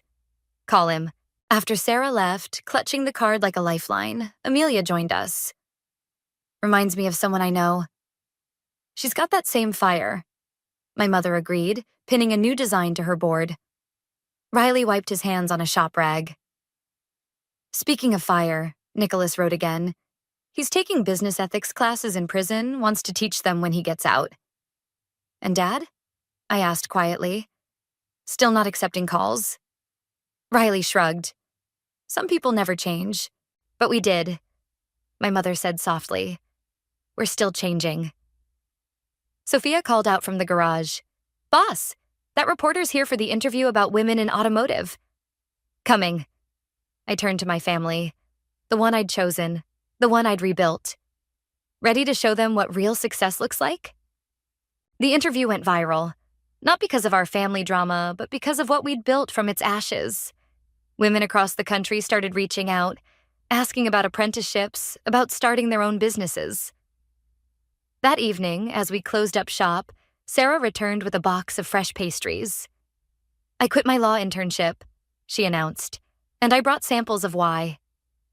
We gathered in the break room, mechanics, designers, family, passing around incredible croissants and danishes. "You know," Alex said, wrapping an arm around my waist, "the building next door is for rent. Would make a great bakery location." Sarah's eyes lit up. "Really?" "Really," I confirmed. "And we happen to know a great lawyer who can help with the paperwork." As everyone chatted and planned, I stepped back and watched. This was what winning looked like. Not destroying my father's empire, but building something better. Something that helped others find their courage, their voice, their path. My phone buzzed. A text from Nicholas. "Proud of you, sis. Keep changing lives." I typed back. "Keep changing yours." "Hey," Alex called. "Sarah wants to know if we'll help her renovate the space." I looked around at my unlikely family. Sophia teaching Riley the proper way to eat a croissant. My mother sketching designs for bakers' uniforms. Amelia already drawing up partnership possibilities. "Of course we'll help," I said. "That's what family does." And there it was. The real victory. Not in revenge or retribution, but in breaking cycles. In helping others break free too. in building something so strong, so true, that it rippled out beyond us, creating change we never imagined. To new beginnings, Sarah raised her coffee cup. No, I corrected gently. To being brave enough to make them happen. We all raised our cups, surrounded by the smell of fresh bread and motor oil, of dreams both old and new, of courage found and freedom earned. This was my empire, and it was built on love. The irony of being a cultural anthropologist is that I spend my life uncovering other people's secrets while desperately hiding my own. Standing in the bustling hotel ballroom, watching the wedding preparations unfold, I felt that familiar ache in my chest, the one that's been there for 24 years since the day I gave up my baby boy. My name is Prudence, and today my daughter Aurora is getting married. I should be focused solely on her happiness, but my hands are trembling as I adjust the flower arrangements, trying to keep myself busy. Mom, stop fussing with everything. Aurora laughs, swatting my hands away from the centerpiece I've rearranged 3 times. The flowers are perfect. You're more nervous than I am. If she only knew. Sorry, sweetheart, just want everything to be perfect for you and Hector. His name catches in my throat, like it has since the day Aurora first introduced us 6 months ago. Speaking of Hector, my sister Quinn's voice cuts through the air like a knife. Have you seen him yet today, Prudence? He's such a wonderful young man. So, well-bred. I catch the slight emphasis she puts on those last words, the familiar judgment in her tone. Quinn has always been expert at wielding words like weapons. He's getting ready with the groomsmen, Aurora says, oblivious to the tension. Dad's helping them with their boutonnieres. My father Franklin appears in the doorway, his once commanding presence now diminished by age, but no less intimidating to me. The men are all set, he announces, then fixes me with a look that still makes me feel 16. Prudence, a word. I follow him into the hallway where he straightens his tie unnecessarily.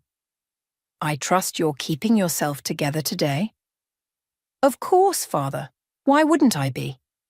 Don't play coy. This wedding, it must bring up certain memories. Before I can respond, Hector himself rounds the corner, adjusting his cufflinks. My heart stops. In that moment, as he raises his hand to wave, I see it. The distinctive crescent-shaped birthmark on his right palm, identical to the one I memorized in the few precious hours I held my son before they took him away. Hi, Prudence, Hector calls out cheerfully. Everything looking good in there? I force myself to breathe, to smile. Perfect. You look very handsome. Thanks, though I'm nervous as hell. He laughs, running that marked hand through his hair, a gesture so familiar it makes my chest ache. Never thought I'd be lucky enough to marry someone like Aurora. My father clears his throat. Perhaps you should check on the bride, Prudence. Actually, I say, seizing the moment, Hector, I've been meaning to ask, that birthmark on your hand, it's quite unique. His face lights up. Oh yeah, my mom, my adoptive mom, I mean, always said it was my lucky charm. Born with it. I see my father stiffen beside me. Quinn appears as if summoned, her heels clicking rapidly across the marble floor. Hector, dear, the photographer wants some pre-ceremony shots with the groomsmen. Right, of course. He gives me another warm smile. My smile, I realise with a jolt. And heads off. Quinn grabs my arm, her fingers digging in. What do you think you're doing? I pull away. Interesting that you never mentioned Hector was adopted when Aurora first introduced him. Why would I? It's not exactly dinner conversation, is it? No, I say quietly. But it might have been relevant information for me. Our father steps between us. This is neither the time nor place. When is the time, Father? When was it ever the time to discuss what you and Quinn did? Prudence, he warns, but I'm already walking away, my mind racing. Back in the bridal suite, Aurora is twirling in her dress while her cousin Tiffany takes photos on her phone. Mom, what do you think? She asks, beaming. I look at my beautiful daughter about to marry her own brother and feel the weight of 2 decades of secrets threatening to crush us all. You look perfect, sweetheart, I manage to say. Tiffany, ever observant, tilts her head. Are you okay, Aunt Prudence? You look like you've seen a ghost. In a way, I have. The ghost of a baby boy with a crescent moon on his palm, coming back to haunt us all. As I watch Aurora adjust her veil, I realise I have less than an hour to decide whether to speak up or let this wedding proceed. Either choice promising to shatter our family forever. My phone buzzes with a text from Quinn. Don't you dare ruin this day. Remember what's at stake. I delete the message and look up to see Hector's adoptive mother Susan entering the room, carrying a box of old family photos she wants to display at the reception. As she sets it down, a single photograph slips out, a baby's hand with a familiar crescent-shaped mark. My heart stops. The truth isn't just knocking anymore, it's breaking down the door. I couldn't take my eyes off that fallen photograph. Before Susan could notice, I snatched it up, my hands shaking as I stared at the image that confirmed my worst fears. Oh, that's one of Hector's baby pictures, Susan said, reaching for it. He was such a beautiful child. He was 6 months old here? I asked, my voice barely steady. Yes. How did you know? Because I had an identical photo hidden in my desk at home, taken the day before I signed the adoption papers. Before I could respond, Quinn appeared in the doorway. Susan, could you help with the guest book setup? And Prudence a moment. Quinn practically dragged me into an empty conference room, closing the door with unnecessary force. Stop this right now. Stop what? Recognizing my own son? Lower your voice. She glanced nervously at the door. You gave up any right to call him that 24 years ago. The memories flooded back, being 16, pregnant, terrified. Quinn, 20 at the time, standing beside our father as he laid out my options. You mean when you and father forced me to give him up? We gave you a chance at a real life. Look at you now, successful, respected. Would that have happened if you'd been a teenage mother? You don't know that. You never gave me the choice. Choice? Quinn laughed bitterly. You were a child yourself. Father made the right decision. The right decision. To arrange my son's adoption through your husband's law firm, to never tell me where he went, and now, by some cosmic joke, he's marrying his own sister. Quinn's face went pale. You can't prove anything. That birthmark is proof enough. And that photo. Photos can be coincidental. She stepped closer, her voice dropping. Think about what you're considering. You'll destroy everything. Aurora's happiness. Hector's life, this whole family. This family? I spat the words. The one that shipped me off to Aunt Martha until the baby was born? The one that told everyone I was at a special academic program. We protected you. You protected yourselves, your reputations, your precious social standing. A knock at the door made us both jump. Tiffany poked her head in. Sorry to interrupt, but Aurora's asking for both of you. It's almost time. Quinn composed herself instantly, smoothing her dress. Of course, dear. We'll be right there. As Tiffany left, Quinn grabbed my arm. Listen to me carefully. You have exactly 1 hour to decide if you want to blow up everyone's lives. Think about Aurora. Think about what this would do to her. I pulled away from her grip. I am thinking about Aurora and Hector. And the truth they both deserve to know. Back in the bridal suite, Aurora was putting on her grandmother's pearl necklace, a family heirloom that should have gone to me, but Quinn had somehow ended up with it. Mom, can you help me with the clasp? As I fastened the pearls, I caught our reflection in the mirror. Mother and daughter, secrets and lies stretched between us like invisible threads. Aurora's eyes met mine in the glass. You seem sad, she said softly. Just emotional. It's a big day. Tell me about it. She turned to face me. You know what's funny? Sometimes I look at Hector and see something so familiar, like I've known him my whole life. Isn't that crazy? My heart clenched. Not crazy at all. Bentley, Quinn's husband, appeared in the doorway. 5 minutes until we start. Everyone ready? I watched him exchange a loaded glance with Quinn. He knew. Of course he knew. His law firm had handled the adoption. How many of them had been in on this conspiracy of silence? Actually, I said. I need to check something in my car. I'll be right back. I hurried to the parking lot, yanked open my car door and grabbed my laptop bag. Inside was a worn manila envelope I'd carried to every major event in my life for the past 24 years, waiting for the right moment, or maybe the wrong one, to open it. Inside were my copies of the adoption papers, a handful of photos, and a letter I'd written to my son but never sent. The final item was a DNA test I'd taken 6 months ago after first meeting Hector. I hadn't opened the results yet, too afraid of what they might confirm. "What are you doing?" I turned to find my father standing there, leaning on his cane. The years hadn't been kind to him, but his eyes were still sharp as ever. "Getting proof," I said, holding up the envelope. "Proof will only hurt them both." He stepped closer.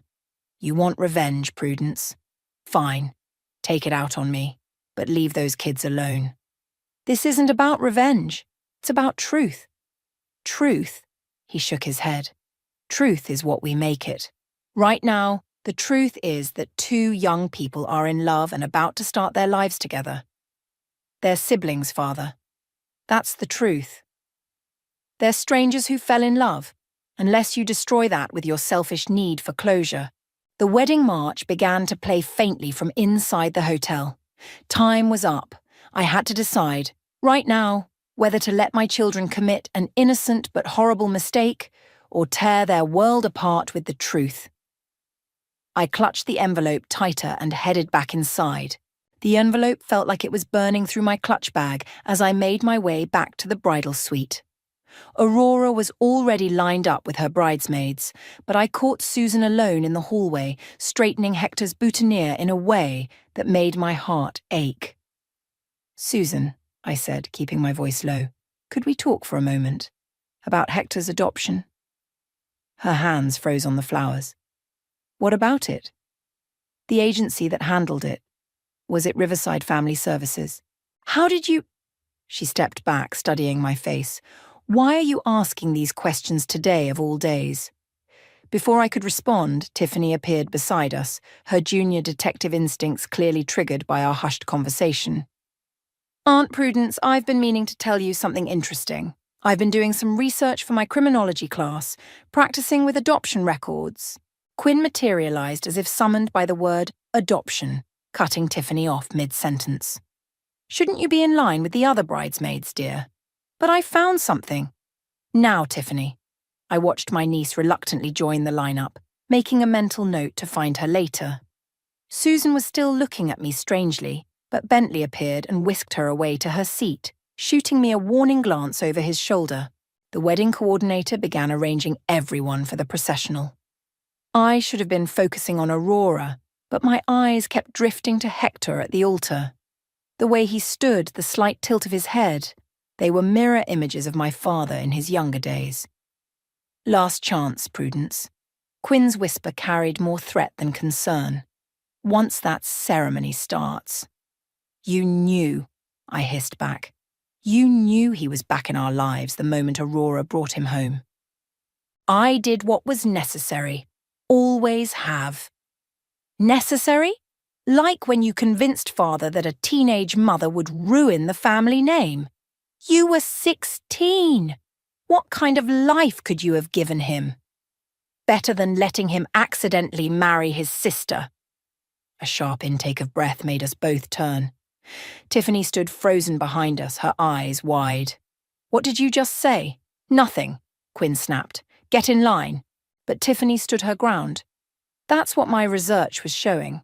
Hector's adoption, the papers were processed through Uncle Bentley's firm, and the dates.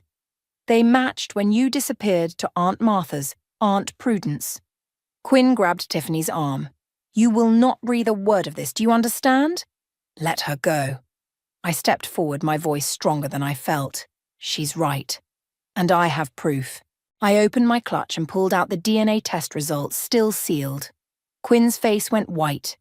"You wouldn't dare. Try me." The wedding march started playing, and Aurora appeared at the end of the hall with our father.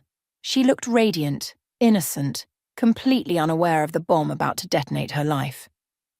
Please, Susan whispered, and I realized she'd heard everything. If what you're saying is true, wait until after the ceremony. Let me talk to him first. I looked at my son's adoptive mother, saw the fear and love in her eyes. You didn't know either, did you? She shook her head. The agency, they said the birth mother wanted no contact, that she was at peace with her decision. Another lie, I said, glaring at Quinn. Add it to the list. The processional began moving. Tiffany, torn between family loyalty and her budding investigative instincts, reluctantly took her place in line. Quinn gripped my arm one last time. Think about Aurora. Think about what this will do to her.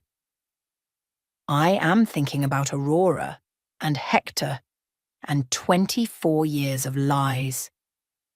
As the bridesmaids started their walk down the aisle, I saw Bentley whispering urgently to my father. The old man's face was ashen as he held Aurora's arm, leading her toward an impossible future. I clutched the envelope tighter, feeling the weight of 2 decades of silence pressing down on me. The DNA results could confirm what that birthmark and those photos already told me, but did I need them? Looking at Hector's face, my father's face, I knew the truth in my bones. The coordinator gestured for me to take my place in line. In moments, my children would stand before God and family, about to make a terrible mistake. Unless I stopped it. Last chance, Quinn whispered again, but this time I heard the fear in her voice. She knew me well enough to recognize my resolve. I stepped into line, my heart pounding. Ahead of me, Aurora and our father paused at the entrance to the ceremony space. The guests rose, music swelled, and Hector beamed at his bride, his sister, with pure love and joy. I had less than 50 steps to decide. Let the ceremony begin and keep our secrets buried, or speak up and detonate every relationship in this room. I took my first step down the aisle, the truth burning in my throat. Each step down the aisle felt like walking through quicksand. Aurora floated ahead of me, her white dress catching the light from the stained glass windows. Hector's smile grew wider as she approached, and I saw tears forming in his eyes. Eyes that matched mine exactly. The minister began his welcome, his voice echoing through the chapel. Dearly beloved. Tiffany caught my eye from her place among the bridesmaids, subtly holding up her phone. A text message glowed on the screen. I have the adoption records. DNA test might not be needed. Quinn noticed the exchange and shifted uncomfortably in her seat. Behind her, Bentley was typing furiously on his phone, probably trying to contain the situation through legal channels. My father sat rigid, his knuckles white around his cane.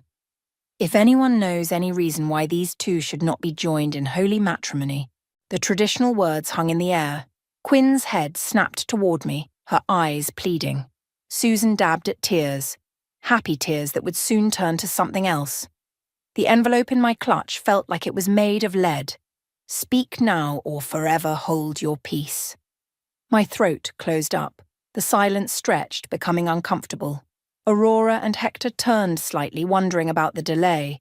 I saw my daughter's face, radiant with joy, and my son's expression, full of love and hope. The minister cleared his throat, about to continue, when Tiffany suddenly stood up. I have something to say. Tiffany, sit down, Quinn hissed. No. My niece's voice was shaking but determined. I'm sorry, but there's something everyone needs to know. I've been researching adoption records for my criminology project, and I found... This is neither the time nor place, Bentley interrupted, standing up. Then when is? I heard myself say, rising from my seat. When would be a good time to tell them? Aurora turned fully now, her veil swishing. Tell us what? Mum, what's going on? Hector's hand, the one with the birthmark, reached for hers. The gesture broke something in me. That birthmark, I said, my voice carrying in the sudden silence. You got it from me. What? Hector's confusion was genuine, painful to witness. Prudence, don't, my father warned, struggling to his feet, but the truth was already spilling out. Unstoppable now. 24 years ago, I had a baby boy. My family forced me to give him up for adoption. They arranged everything through Bentley's law firm, kept all the records buried. Mom, Aurora's voice cracked. What are you saying? She's saying nothing, Quinn interjected. She's just upset about the wedding. I'm saying, I continued, pulling out the envelope, that I recognized that birthmark the moment I met Hector. I knew in my heart, but I got a DNA test to be sure. And Tiffany found the adoption records that prove it. The chapel erupted in gasps and murmurs. Susan stood up, swaying slightly. But the agency said they told us the birth mother wanted no contact. Another lie. I turned to my children, both of them now. I never wanted to give you up, Hector, and I never wanted to hurt either of you like this, but I couldn't let you. Let us what? Hector's voice was barely a whisper. Aurora's face had gone completely white. She looked at her bouquet, then at Hector's hand still holding hers. Understanding dawned in her eyes, and she dropped the flowers, stumbling backward. We're siblings, Tiffany finished quietly, holding up her phone. The adoption records confirm it. I'm so sorry. Hector released Aurora's hand like it had burned him. This can't be real. This can't be happening. It's happening because of her, Quinn pointed at me accusingly. She could have kept quiet, let you both be happy, but she had to make it about herself. Let them be happy, I shot back. By letting them commit— Stop! Aurora's scream cut through the chaos. Everyone just stop! She turned to our father, tears streaming down her face. Grandpa, is this true? Did you make Mum give up her baby? Did you know who Hector was when I brought him home? The old man seemed to age another decade before our eyes. I did what I thought was best. Best for who? Hector demanded, his voice shaking. For me, for Aurora, or for your precious family reputation? Susan was openly crying now. All these years. We lived in the same city. They could have grown up knowing each other as siblings, but instead— Aurora looked at her wedding dress, then at Hector, horror growing in her expression. Oh, God, we almost— She turned and ran down the aisle, her white dress billowing behind her. Hector stood frozen at the altar, looking lost and betrayed. The guests were whispering. Phones were coming out to record the drama. Aurora, wait! I called after her, but Tiffany was already following her out. I looked at my son, really looked at him, and saw 24 years of lost moments reflected in his tears. I'm so sorry, I whispered. I should have told you sooner. The truth was out now, but as I watched my daughter flee and my son crumble, I wondered if Quinn had been right about one thing. Some truths might be too devastating to bear. The chapel dissolved into chaos. Guests were standing, phones recording, voices rising in shock and confusion. Susan rushed to Hector's side, but he backed away from her reaching hands. Did you know? He demanded. Any of it? No, sweetheart, I swear. Susan's voice broke. The adoption agency. They told us it was closed, permanent. We never knew. Liar! Quinn's voice cut through the commotion. Everyone's lying. Prudence, show them the DNA test. Open it right now. My hands trembled as I pulled out the envelope. I don't need to open it. Look at him. Look at his face, his gestures. He's my son. Prove it, Bentley challenged, stepping forward. Because right now you've just destroyed 2 lives based on a birthmark and your imagination. Hector's eyes fixed on the envelope. Open it. The chapel fell silent as I tore the seal. The paper shook in my hands as I unfolded it, but before I could read it, Tiffany burst back through the doors. Aurora's locked herself in the bridal suite, she announced, breathless. She's not answering anyone. I'll go, I said, but Quinn blocked my path. Haven't you done enough? You've ruined everything. Their wedding, their relationship, their lives. Better than letting them get married, I shot back. How long were you going to keep this secret? Through their marriage? Their children? The word children made Hector visibly flinch. He grabbed the DNA results from my hands and scanned them quickly, his face draining of colour. It's true, he whispered. 99.9% probability of parent-child relationship. He turned to Susan. Mom, I need air. I can't. He stumbled down the aisle and out the door. Susan started after him, but my father's voice stopped everyone. Let him go. The old man looked ancient now, defeated. Let them both process this. Process this? I rounded on him. Like I got to process being sent away, like I got to process having my baby taken from me? You were 16. I was a mother. His mother. I pointed at the door Hector had just fled through. You had no right. I had every right, he roared, suddenly finding his old authority. I was protecting this family. You were protecting yourself, Tiffany interrupted. Everyone turned to stare at her. She held up her phone. I found the original paperwork. The adoption wasn't just about Aunt Prudence being young. There was a scandal brewing about to hit the newspapers. Something about misappropriated church funds. The timing of the adoption, it was a trade-off, wasn't it? The church agreed to bury the financial story if the situation with Prudence was handled quietly.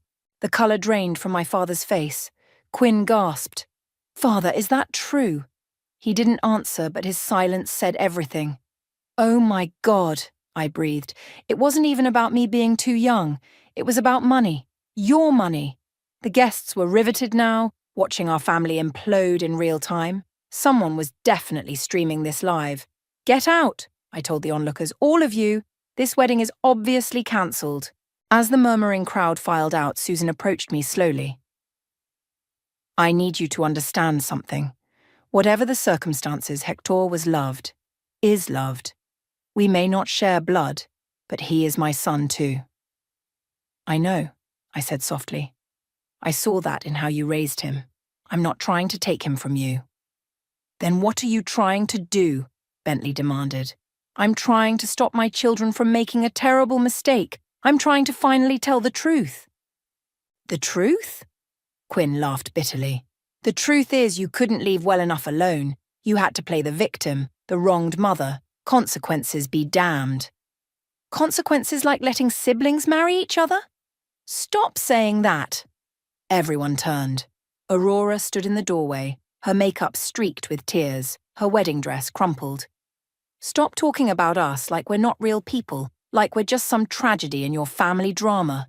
She walked down the aisle, stopping in front of me. You knew. You knew for months, didn't you? You let us plan this whole wedding. Let us fall deeper in love. Why didn't you tell us sooner? I was afraid of losing you both. Well, congratulations. Her voice was ice. Now you might have managed exactly that. She turned to Quinn and our father. And you? You've been lying to everyone for decades, playing with people's lives like they're chess pieces. Aurora, sweetheart, Quinn started. Don't. Just don't. She pulled off her veil and let it fall to the floor. I need to find Hector. Not like before, but because right now he's the only other person who understands exactly how this feels. She walked out, leaving us all standing in the wreckage of secrets finally exposed. Through the stained glass windows, I could see guests still lingering in the parking lot, hungry for more drama. But the real drama was just beginning. 24 years of lies were unraveling, and none of us would emerge unscathed. I found them in the hotel's garden, sitting on opposite ends of a stone bench. They weren't speaking, just staring ahead, their matching profiles a punch to my gut. Tiffany stood nearby, acting as both guard and mediator. They won't let anyone else near them, she whispered as I approached. Not even Susan. Aurora spotted me first. Did you come to apologize again, or maybe drop another bomb? I came to listen, I said, staying a few feet away. If you'll let me. Hector turned, and the pain in his eyes made me flinch. Listen to what? How we feel about discovering we're siblings on our wedding day. How we've been living a lie. You're not the only ones who've been living a lie. Quinn's voice came from behind me. She walked into the garden, followed by our father, who looked like he'd aged a decade in the past hour. Oh, this should be good, Aurora said bitterly. More family secrets? Quinn wrung her hands. What happened back then? It wasn't just about father's scandal or Prudence's age. I was pregnant too. The silence that followed was deafening. What? I whispered. I lost the baby at 3 months. Nobody knew except Father and Bentley. When you got pregnant, Prudence, Quinn's voice cracked. I was so angry, so jealous. It seemed unfair that you, the irresponsible one, could have what I'd lost. So you punished me. Punished my son. I convinced Father that adoption was the only option. Used his scandal as leverage. She looked at Hector. I made sure you went to a good family, but I wanted you far away from us. From my pain. Our father stepped forward, leaning heavily on his cane. I let my shame and Quinn's grief cloud my judgment. The money, the scandal, they were excuses. The truth is, I failed all of you. Failed us? Hector stood up. You destroyed us. Do you have any idea what this feels like? To discover the person you love most in the world is your sister. Aurora made a small broken sound. We talked about having children. Stop, I pleaded. You couldn't have known.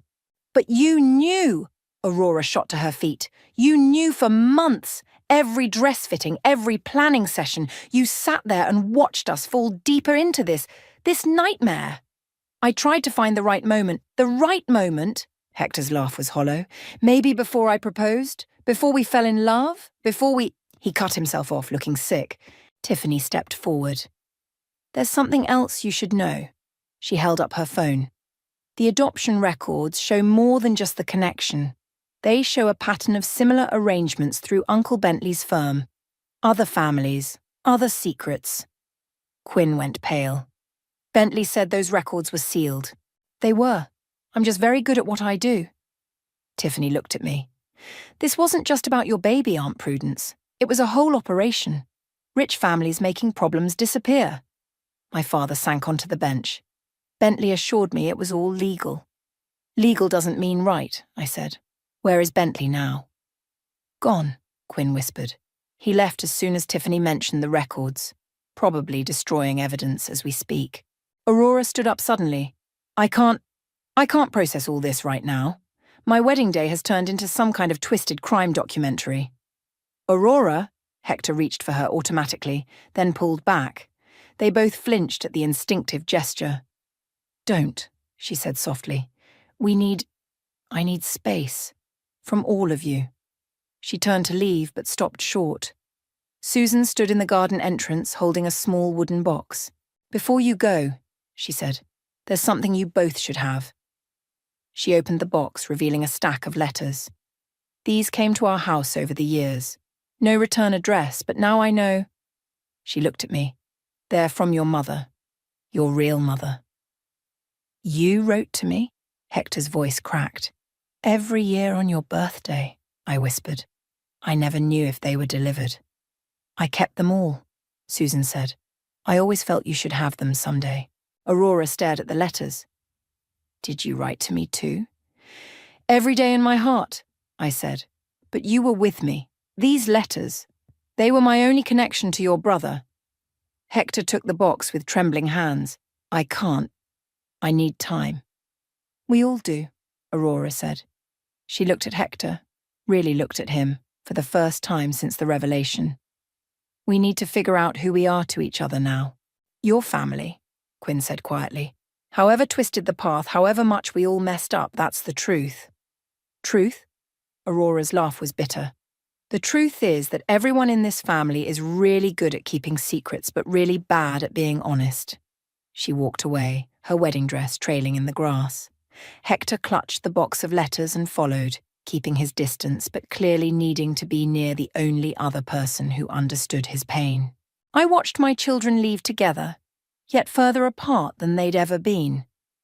The sun was setting behind the hotel, casting long shadows across the garden where a wedding should have happened. Instead, we stood in the wreckage of decades of secrets, wondering if anything would ever be right again. The hotel bar was nearly empty when Tiffany found me there an hour later. She slid onto the stool next to mine, placing her phone on the counter. Aurora's checked into a room upstairs, she said. Hector's in his car in the parking lot reading your letters. I stared at my untouched wine. And Susan? Talking to the wedding planner about refunds. She paused. The police are here. That got my attention. What? Not for you. For Uncle Bentley. Turns out those adoption records I found. There were irregularities, money changing hands that shouldn't have, missing paperwork. And get this, some of the birth certificates were falsified. Prudence. Quinn's voice made us both turn. She looked exhausted, her perfect makeup streaked with tears. The police want to talk to all of us. Apparently my husband's been running quite the operation through his firm. Did you know? I asked. About the illegal adoptions? No. About the money? She sank onto a bar stool. I knew we were comfortable. I never asked questions. Like you never asked questions about what happened to my baby. I deserved that. She ordered a drink. But you're not innocent either, Prudence. You knew for months about Aurora and Hector. Stop fighting, Tiffany interrupted. The police need statements about the adoption process. They're talking to Hector now. As if summoned by his name, my son appeared in the doorway. His eyes were red and he held one of my letters in his hand. You wrote that you used to sing "You Are My Sunshine" to me in the hospital, he said, his voice rough.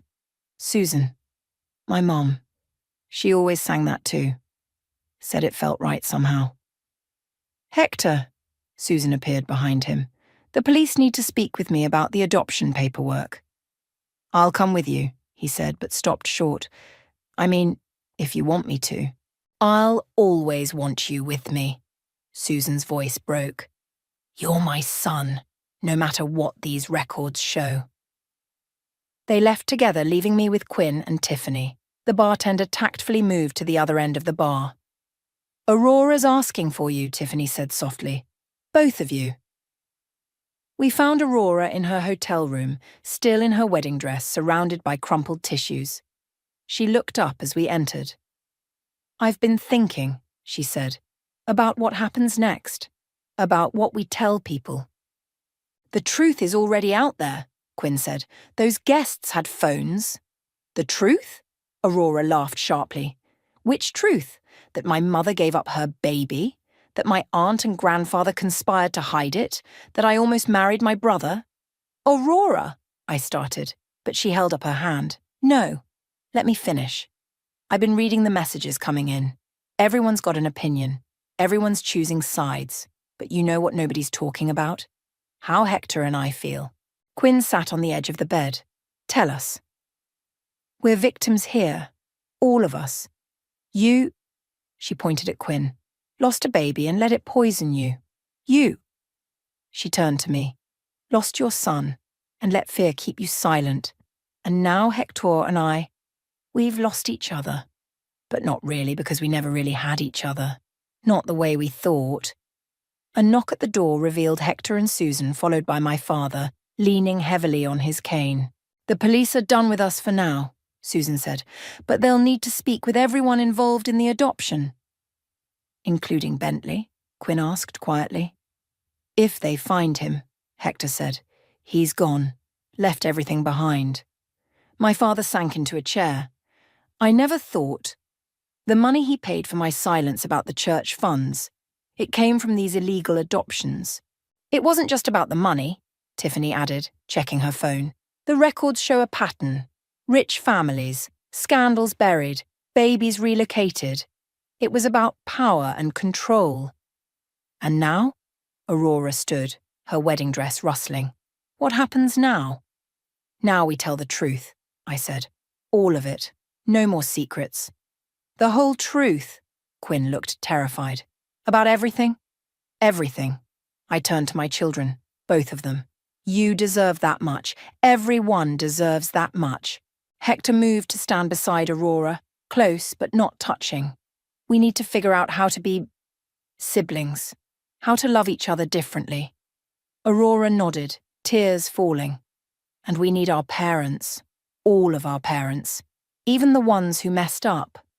Susan stepped forward. We can figure this out, together. My father cleared his throat. The police, they'll want to know about my role in all this, about the church funds, about pressuring Prudence. Then you'll tell them, Quinn said firmly. We all will. No more hiding.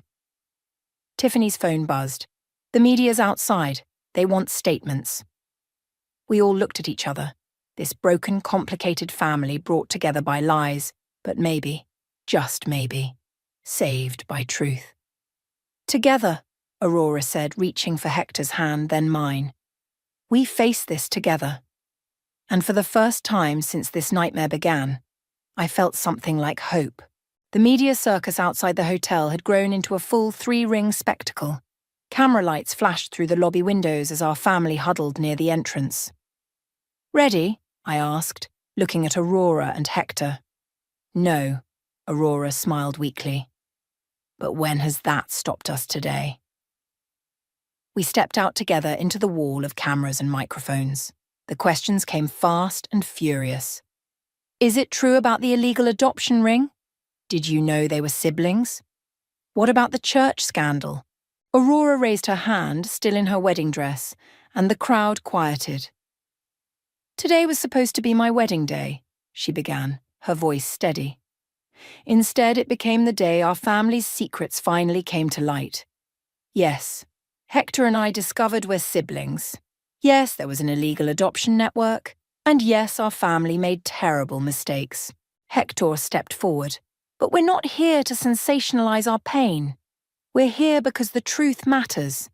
Because other families deserve to know if their adoptions were part of this network." "Bentley's firm handled dozens of adoptions," Tiffany added, holding up her phone. "We're working with the authorities to identify other affected families," a reporter pushed forward. "Quinn, what do you say to allegations that your husband orchestrated this entire operation?" Quinn straightened her spine. "I say that my husband will have to answer for his crimes, as will anyone else involved, including me." "And what about the church funds?" Another shouted at my father. He gripped his cane tighter. "I made mistakes, used my position to hide uncomfortable truths. That ends today." Susan moved to stand beside Hector. "What matters now is healing. These children, all of them, deserve better than the secrets we built around them." "And what happens next?" someone called out. I looked at my children, really looked at them. Aurora, strong and poised even in her pain. Hector, holding himself together while his world fell apart. Both of them victims of choices made before they were born. "What happens next," I said, "is we rebuild. Not the lies and secrets, but something true, something real." "Starting with this," Aurora added, reaching for her brother's hand. "Learning to love each other in a new way, the right way." Hector squeezed her hand. "We're not victims of our parents' choices anymore. We're survivors who get to choose what happens next." The cameras flashed faster, but something had shifted. The hunger for scandal was being replaced by something else. Recognition of a family choosing truth over comfort, healing over hiding. "One last question," a reporter called. "What would you say to other families who might be affected by this adoption network?" "Come forward," Tiffany answered. "The police have set up a hotline. Don't let fear keep you silent." "And to those who kept these secrets," another pressed. Quinn stepped forward. "I'd say it's time to stop protecting reputations and start protecting people. The truth hurts, but secrets destroy." As if to punctuate her words, a police car pulled up. 2 officers stepped out, and Quinn straightened her shoulders. "That's my cue," she said quietly. "Time to make my statement official." "I'll go with you," our father said. "My statement too." Aurora hugged them both before they left with the officers. The media surged forward again, but Tiffany and Susan created a barrier, guiding us back inside. In the quiet of the lobby, Aurora finally let her composure crack. "I need to get out of this dress." "I'll help," Susan offered, then looked at me. "Both of us?" I nodded, understanding the olive branch being extended. Hector watched them go, then turned to me. "Those letters you wrote, every single one talked about how much you loved me. How much you wanted me." "I never stopped wanting you, never stopped loving you." "I know that now." He pulled out the last letter from his pocket. "This one's different, though. It's recent. I recognized it, the letter I'd written but never sent after meeting him 6 months ago. You knew then, he said. You wrote about seeing your smile on my face, about hearing Dad's laugh in mine. Why didn't you tell me right away? Because I was afraid. Of losing you again. Of hurting Aurora. Of facing what my silence had allowed to happen. Fear makes us do terrible things, he said. Keep terrible secrets. Not anymore, I promised. No more secrets. Aurora and Susan returned. Aurora now in simple clothes, looking more like herself. So, she said, what now? Now we figure out how to be a family, Susan answered. All of us. Together, Hector added, reaching for both his mother's hands. Aurora joined our circle, completing it. Outside, cameras still flashed, police lights still pulsed, and somewhere Bentley was running from his crimes. Our family's story would be headlines tomorrow, next week, maybe longer. But standing there holding hands with my children and the woman who'd raised my son, I knew we'd find our way through. Not because it would be easy. It wouldn't. Not because the pain was gone. It wasn't.